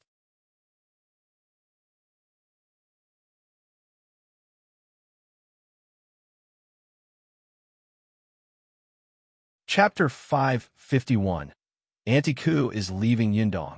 Aunt Ku interrupted her. I'm very happy to hear you say that. It's not in vain that I've treated you sincerely. Gu Yundong frowned and heard her continue. But I should go. Go? What do you mean? Back then, I stayed in the Gu family because you wanted to go out to look for your father and Imperial Physician Song.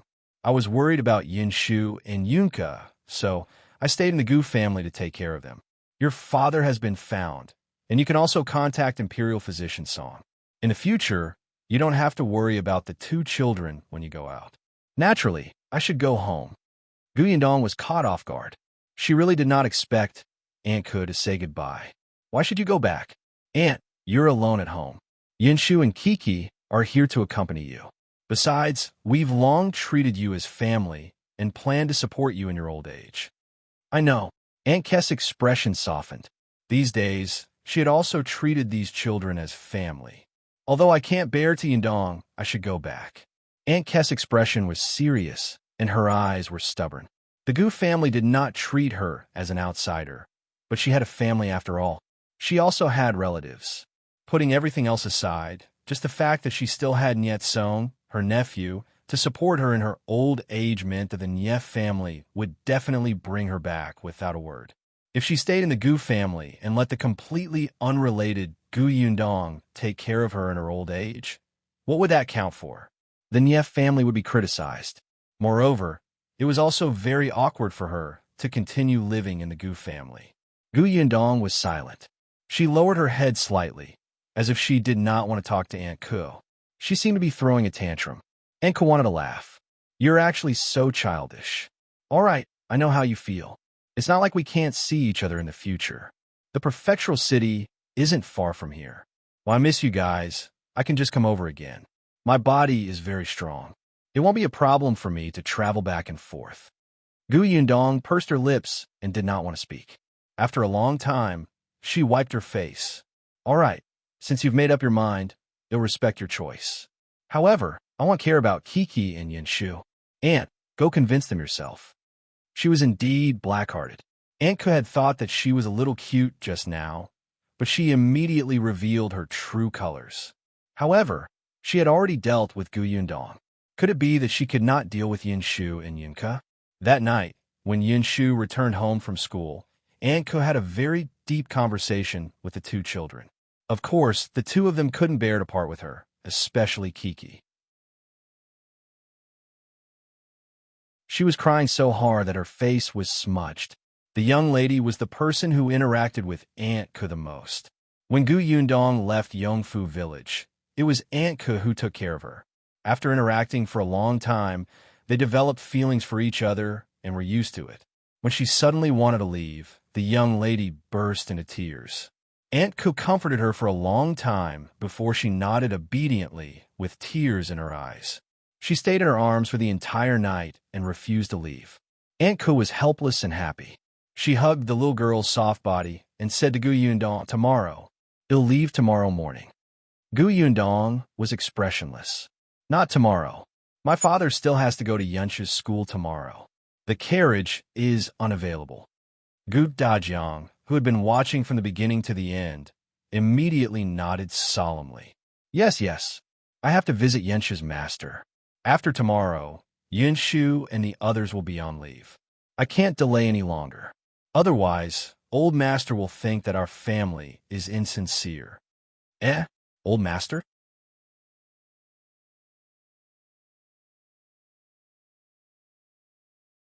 Chapter 552. Where's the Old Master? Gu Yundong felt that his father had misunderstood something, but she could not be bothered to clarify it now. She only said to Aunt Ku, "Yes, that's what happened." Aunt Ku held her forehead. The Gu family had 3 carriages. Could it be that they could not spare one? Even if it was an excuse, they should find an acceptable one, right? However, the little girl in her arms hugged her neck tightly. Her soft voice was simply irresistible. "Aunt, can you leave a few days later?" Kiki's heart aches. Okay. Aunt Cook quickly agreed. A few days later is fine. Forget it. It was quite sudden to bring this up, so it was good to give each other some time. The matter was settled, but the matter of Gu Dajiang visiting Yunshu and Yuanzhi's teacher could not be delayed. As the father, it was his responsibility. The next day, Gu Dajiang took a few cans and placed them in the carriage. In the end, he asked Yunshu worriedly, "Are you sure that your teacher really likes this?" Gu Yunshu nodded affirmatively. "I do. I once saw him eat a full jar and still want to eat more." Gu Dajiang couldn't help but frown. Was it not good for an old man to eat such sweet food? However, since both Yundong and Yunshu said so, it must be true. After everything was prepared, Gu Dajiang got into the carriage. Gu Yundong was also going. She had to go to the shop to look for Zhenggang and Yuanzhi. She had to discuss the matter of opening a shop in the Prefectural city. Before leaving, she looked at the Xiao family again. Xiao Qingyuan still had not returned. Gu Yundong could not help but feel worried. It had been a few days. Why was he still not back? In the past, he had also entered the mountains, but he would return in 3 days at most. It was already the 4th day. If Mao and the other 3 had not followed him, Gu Yundong would not have been able to sit still and would have gone into the mountains to look for them. Yundong. Gu Dajiang's voice sounded in her ears. Gu Yundong suddenly came back to her senses and realized that the carriage had arrived at the county city. Gu Dajiang looked at her worriedly. "Do you want to go to school with me first, or go straight to the shop?" "Let's go to school first." Father Tong, who was outside, heard the order and immediately drove to the left. At the entrance of the school, Gu Dajiang got out of the carriage first. He checked his clothes again and again. After confirming that there was nothing wrong, he went forward and knocked on the door. It was the same gatekeeper. He knew Gu Yundong and recognized Gu Dajiang. Hearing that they had specially come to visit Sir, he quickly led them inside. After all, Gu Yundong had always been unimpeded when she came over.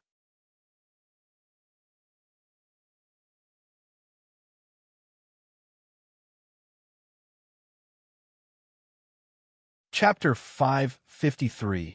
Don't Chase Celebrities. Qin Wenjing looked up and was stunned when he saw that Gu Dajiang did not move. Gu Yundong tugged at his sleeve. Gu Dajiang suddenly came back to his senses and hurriedly cupped his hands in greeting. Then he said, "Please inform your master that Gu Dajiang has come to visit." Qin Wenjing. Gu Yundong was speechless. "Ahem, well, father." Gu Yundong recalled that her father had addressed Yunshu's teacher as Old Master yesterday. She did not know whether to laugh or cry. "This is Yunshu's teacher." Gu Dajiang's eyes widened as he blurted out, "Isn't Yunshu's teacher Old Master?" "Dad, who told you he's an old man?" Gu Dajiang paused. "But didn't you say that he was the top scholar a few years ago?" "I read the court newspaper. Every top scholar for nearly 15 years is above 0 years old. But he's only—" He paused and suddenly thought of something. He frowned and said, "There's a young genius. He did become the top scholar a few years ago. But didn't that young man, surnamed Chen, die of illness?" Qin Wenjing touched his nose, coughed lightly, and said, "If I'm not wrong, I should be that young man surnamed Qin Wenjing." Gu Dajiang suddenly looked at him, his eyes burning. However, his body didn't move, as if he was frozen. "Father, Qin Wenjing should be quite normal-looking, right? Was he that scary?" Qin Wenjing could not help but look at Gu Yundong and explain, "Previously, I did resign for some reasons. There were rumors that I had passed away from illness. I didn't expect this rumor to spread to the Yongning Prefecture. You misunderstood. You're really Qin Wenzheng? After a long while, Gu Dajiang finally reacted. His throat was extremely dry, and his voice was hoarse. Qin Wenzheng nodded. I'm indeed Qin Wenzheng. Miss Gu can testify. Gu Dajiang turned his head and stared at his daughter in a daze.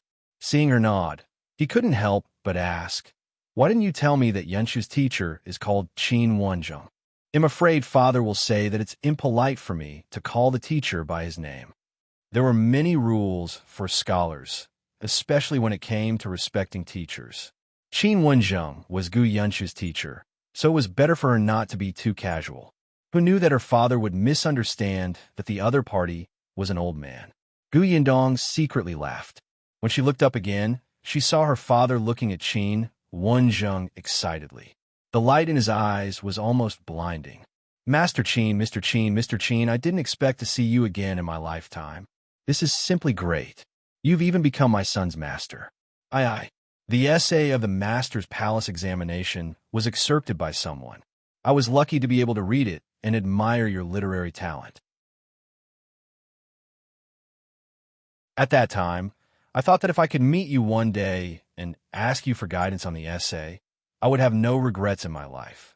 I didn't expect it to be true. Gu Yundong widened her eyes. No, father, the other party is a scheming person without any integrity. He is not worthy of your admiration. Wake up quickly. Father, well, you've seen Yuanzhi's teacher. Shouldn't we go? Gu Dajiang didn't even turn around. No. I still have a lot to talk to you about. If you don't mind, can you treat me to a cup of tea? I don't mind. Qin Wenzheng glanced at Gu Yundong and immediately agreed. Gu Yundong felt terrible. Father, where's your composure? You're already so old. Don't chase after celebrities anymore, right?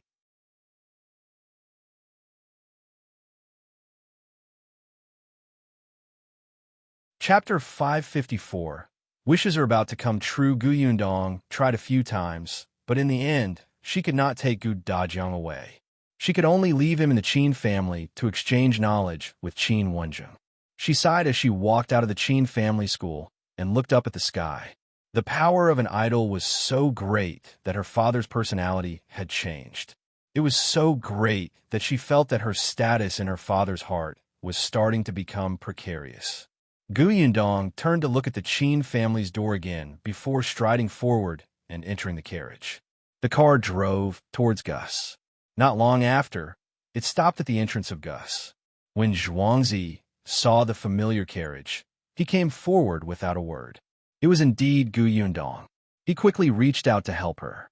After being glared at by Gu Yundong, he retracted his hand in embarrassment. Gus' business was quite good. The Gu family's workshop sent fresh goods over every day, and they were sold very quickly. When Gu Yundong entered, there were still a few people watching in the shop. It was different from buying white sugar in the past. Women were more interested in dried fruit shops. Therefore, from time to time, there would be well-dressed women coming to the shop. Whether it was food or sweets, they contributed to a large portion of the sales. The moment Gu Yundong entered, she went straight to the counter. The women were a little surprised. They did not know her identity and whispered a few words. Yuanzhi quickly helped them buy the things. Then, he ran over and asked, Boss, why are you here? Did you write this? Gu Yundong looked down and found a few pieces of paper. She raised her eyebrows slightly when she saw the gradually smoothing handwriting. Yuanzhi stuck his head out to take a look and immediately chuckled. I wrote it. How is it, boss? Did I improve a lot? He felt that it was not bad. He was someone who was determined to be a shopkeeper. Gu Yundong glanced at him and saw Zheng Gang coming out of the backyard with the account book. He must have gone to check the goods. He was stunned when he saw Gu Yundong. Boss is here. Yes, Uncle Zheng. I came here this time because I have something to tell you. Zheng Gang put the account book away. Boss, feel free to let me know if you need anything. It's like this. Gu Yundong sat on a chair in the reception area with him. As he drank the tea that Yuanzhi had poured, he said, I plan to open another Gus in the Prefectural city. As you know, although the business of this shop in the county city is good, its demand is limited. There are only so many people in the county city. Zheng Gang nodded. Indeed, he knew that the boss would expand Gus sooner or later. You've done very well in Gus. There aren't many people I can trust, so I want to hand over Gus from the Prefectural City to you. Uncle Zheng has stayed in the Prefectural City for a few years before. You're familiar with the situation there and is the best candidate. Of course, it will be tiring at the beginning, and there will be many miscellaneous matters. Uncle Zheng will have to work harder. However, Zheng Gang was slightly excited. Of course, he wanted to go to the Prefectural City. What was there to be afraid of?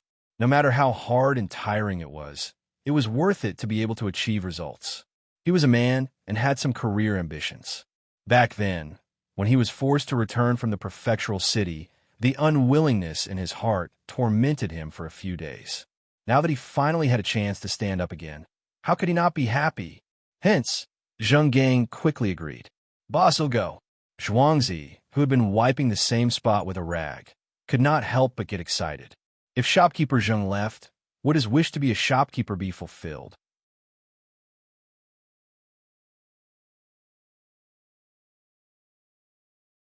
Chapter 555. Being a shopkeeper for 3 months, suppressing his excitement, Zhuangzi's ears pricked up even more.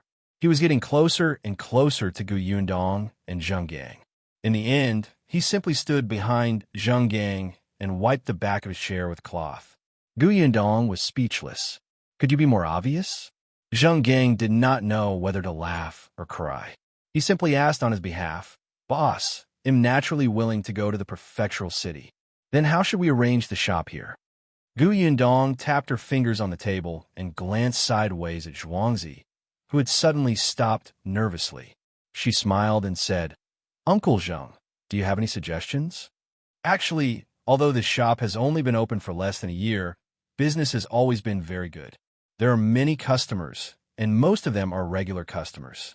Therefore, it's better to use a familiar person to be the shopkeeper. Zhuangzi has been here since the shop opened. He's most familiar with this place and has feelings for it. The customers like him very much. Moreover, he has been learning calligraphy and writing with me these days. He has become more and more mature and steady. He's a most suitable person. Zhuangzi looked at Zheng Gang in a daze. The man's words moved him so much that his eyes turned red. He was usually very strict with her and would say that Zhuangzi was too slippery and not steady enough. Yuanzhi did not expect him to have such a high evaluation in front of his boss. Simply too evil. Yundong glanced at him and smiled. Actually, I've also considered Zhuangzi as the shopkeeper. Zhuangzi's body stiffened. After these days of training, he immediately understood the meaning behind Yundong's words. Has considered it? In other words, she was no longer considering it?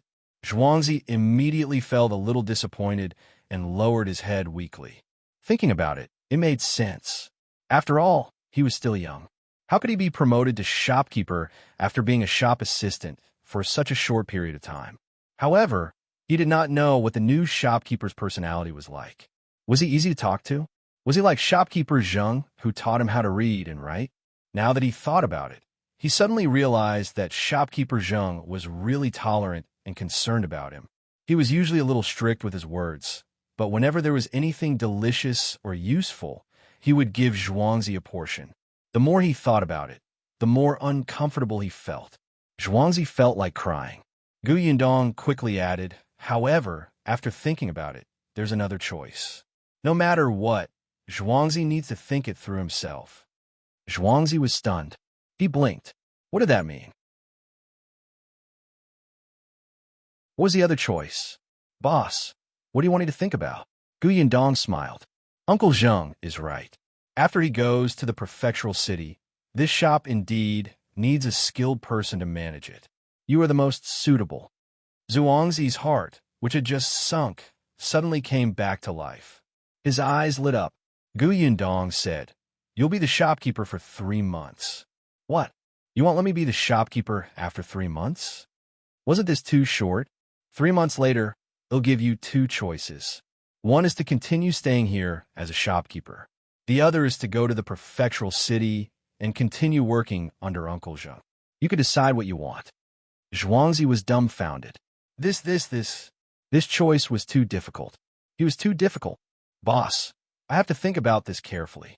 His mind was a little chaotic now. Being a shopkeeper had always been his dream. In the previous 15 minutes, this was still his ultimate goal. However, going to the prefectural city did not seem like a bad idea.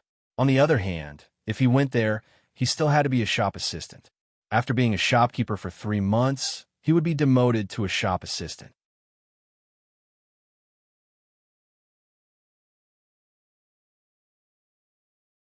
Chapter 556. New fellow Gu Yundong took a sip of tea. There's no hurry. Take your time to consider. Tell me when you've thought it through. Oh, okay. Yuanzhi was stunned. He grabbed the rag and turned to leave. Gu Yundong suddenly added, by the way, during the 3 months he'll be the shopkeeper, the new employee is called Chen Jincai. Take good care of him and let him get familiar with the job as soon as possible. Slap! The rag in Yuanzhi's hand fell to the ground. He turned his head and looked at Gu Yundong in horror. He asked in disbelief, Boss, who are you talking about? Chen Jincai, the eldest son of the village chief. Yuanzhi's footsteps were a little unsteady. The Chen Jincai, who always looked up to the sky every time he saw him, the Chen family's eldest son, whom he unconsciously bent down in front of, came over to be his assistant. At that time, he would probably be the waiter who was ordered around, right? No, how could he think that? That was in the past. Now it was the present. He was not afraid of the young masters and young ladies of the wealthy families in this county. Why would he be afraid of Chen Jincai? He was the shopkeeper. Yuanzhi suddenly thought of himself standing by the counter with his hands clasped and asking Chen Jincai to pour tea for him. Oh my God, just thinking about it made him feel good. Gu Yundong did not know that his heart had been in turmoil for hundreds of rounds. When she saw Yuanzhi's expression, she could not help but ask, why? Is there a problem? No, there's no problem at all. It'll teach him how to be a suitable and polite assistant. Don't worry, I won't let Uncle Zheng down after such a long time of training. He straightened his back and patted his chest. Gu Yundong felt that his tone was a little strange, but she did not ask further. She just nodded and said, all right, since there's no problem, prepare yourself in the next 2 days. While Uncle Zheng is still here, if you have any questions, ask as soon as possible. Learn to make accounts. Also, consider the previous question. Yes, I understand, boss. I will definitely do my best. Zheng Gang also reassured her. I will slowly let go these 2 days and let Yuanzhi learn to be independent. By the way, I don't know when that Chen Jincai will come. Tomorrow. He'll get him to come over tomorrow. As Gu Yundong spoke, she gave some instructions before leaving Gus. She bought some things on the street. Seeing that it was about time, she returned to Qin Wenzheng's school. Her father seemed to be still talking to Qin Wenzheng. Even before Gu Yundong reached the door of the study, she could hear that hearty and happy laughter. She even heard Qin Wenzheng's laughter. The two of them were clearly talking happily as like-minded scholars.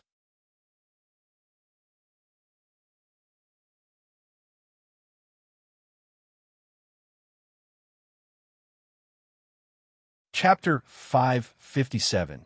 Bian Yuanzi's change, however, they were not studying. Instead, they were playing chess. They were playing chess in pairs, either holding white pieces or black ones. They lowered their heads slightly and frowned seriously. Gu Yundong saw her younger brother at first glance. The little guy was holding a white piece and thinking hard. Opposite him sat Louis. Wasn't Liu an expert in chess? Yinshu, you just come into contact with this area. Where did you get the courage to fight him? Gu Yundong stood outside the window and watched as the child held the chess piece and did not move for a long time. However, Liu Yi, who was sitting opposite him, had excellent self-control. He did not rush the other party and just waited. On the other hand, Gu Yundong waited for a long time but did not see him place his piece. Finally, she turned to look at the others. Bian Yuanzhi was also playing chess. In front of him was the oldest student in the school, Yi Junkin, who had identified himself as everybody's elder brother. Yi Junkin was very patient. He taught Bian Yuanzhi, who had just entered the school and had a poor foundation, step by step. He even enjoyed this process of teaching. The last time Yinshu celebrated his birthday, he had taught Zheng Jia and the others very gently. It had almost made brother Zheng Jia and even Yo Dan call him teacher. Now that he was facing Bian Yuanzhi, He used all his patience to tell the guy what to do step by step from scratch. His voice was neither fast nor slow, as if the wind was blowing. Bian Yuanzhi, who was originally a little nervous, slowly relaxed. He followed his rhythm and changed from not daring to casually place a piece to being able to analyze the situation by himself. Yundong felt very relieved as she watched Bian Yuanzhi gradually walk out of the shadow of the old Gu family. She had always been worried that after Bian Yuanzhi experienced those things, he would not be able to open his heart and accept others. He would feel that he was an outsider living under someone else's roof and live cautiously, not even daring to speak loudly. Fortunately, with Yinshu around, there were these cute classmates. When Gu Yundong returned from Wanqing Prefecture this time, she could clearly feel that he had become much more cheerful and confident. Studying was indeed very useful. Gu Yundong smiled, retracted her gaze, and looked at the others in the classroom. Other than a few impatient students who scratched their heads and ears and kept moving there, but everybody looked very serious. Even though they were not very old, they looked like they were experienced when holding chess pieces. The teacher didn't care much either. He was reading a chess manual by himself. Occasionally, he would raise his head to take a look. Most of the time, he let the students play freely. Finally, Gu Yundong looked at his younger brother again. Seeing that he finally placed the white piece in his hand slowly on the chessboard, she actually heaved a sigh of relief. When it was Liu Yi's turn, he moved quickly, picking up the black piece and placing it neatly. Gu Yundong thought that her younger brother would probably have to wait for a long time. Unexpectedly, just as Liu Yi retracted his hand, he heard Gu Yunshu's clear voice. "No, you can't do it here." Liu Yi was in a daze. He watched as Gu Yunshu picked up the chess piece he had just placed and stuffed it back into his hand. He could not help but ask curiously, "Why can't I go down here?" Liu Yi looked at it carefully. It did not violate the rules. Wasn't it normal to play that move?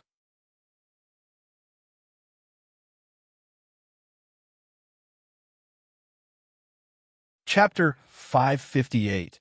My big sister said it. He looked at Gu Yunshu with sincerity and curiosity. Gu Yunshu also told him very seriously, "Of course you can't go down here. Look, if you go down here, I can only go down there. Then you go down here and then follow closely. You'll lose." Xiaoyu, who was playing chess at the side, almost choked on his own saliva when he heard his words. Liu Yi was also speechless. "It's fine if you lose. I'm good at chess. It's normal that you can't compare to me. It's not embarrassing to lose. You've misunderstood. I'm not afraid of losing face. I'm actually doing this for your own good," Gu Yunshu said sincerely and solemnly.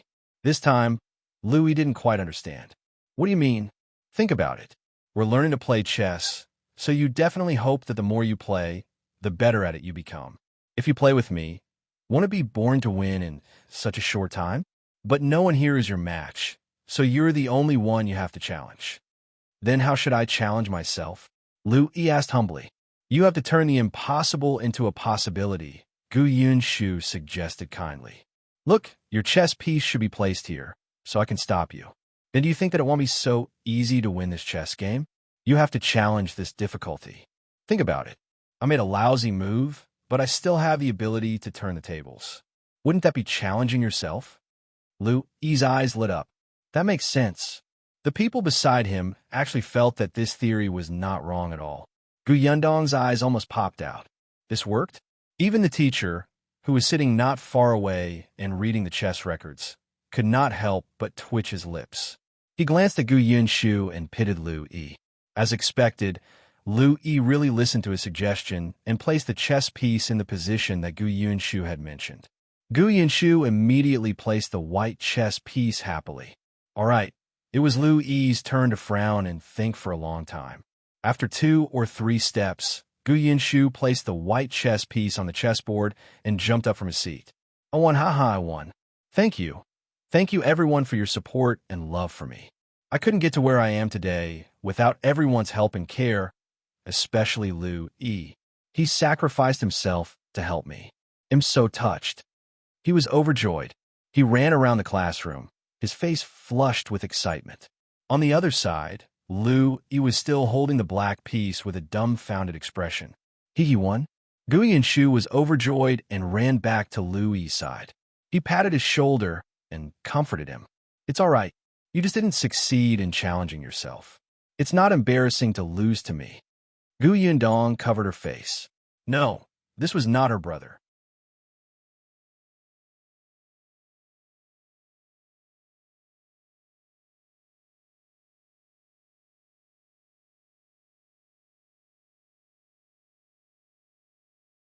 They only taught people how to read, so they couldn't teach Gu Dajiang.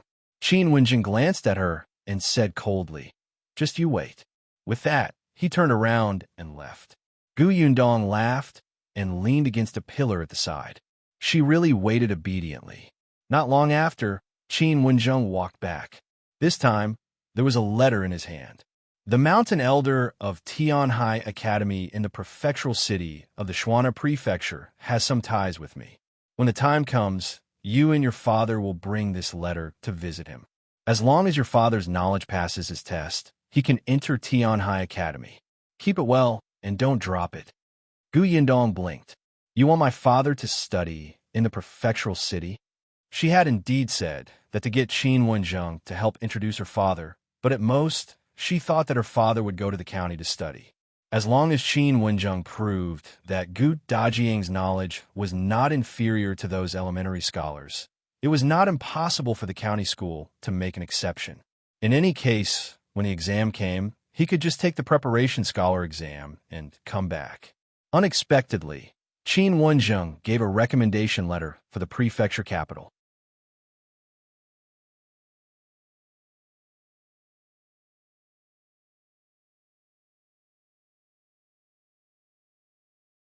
However, she was only 15 years old.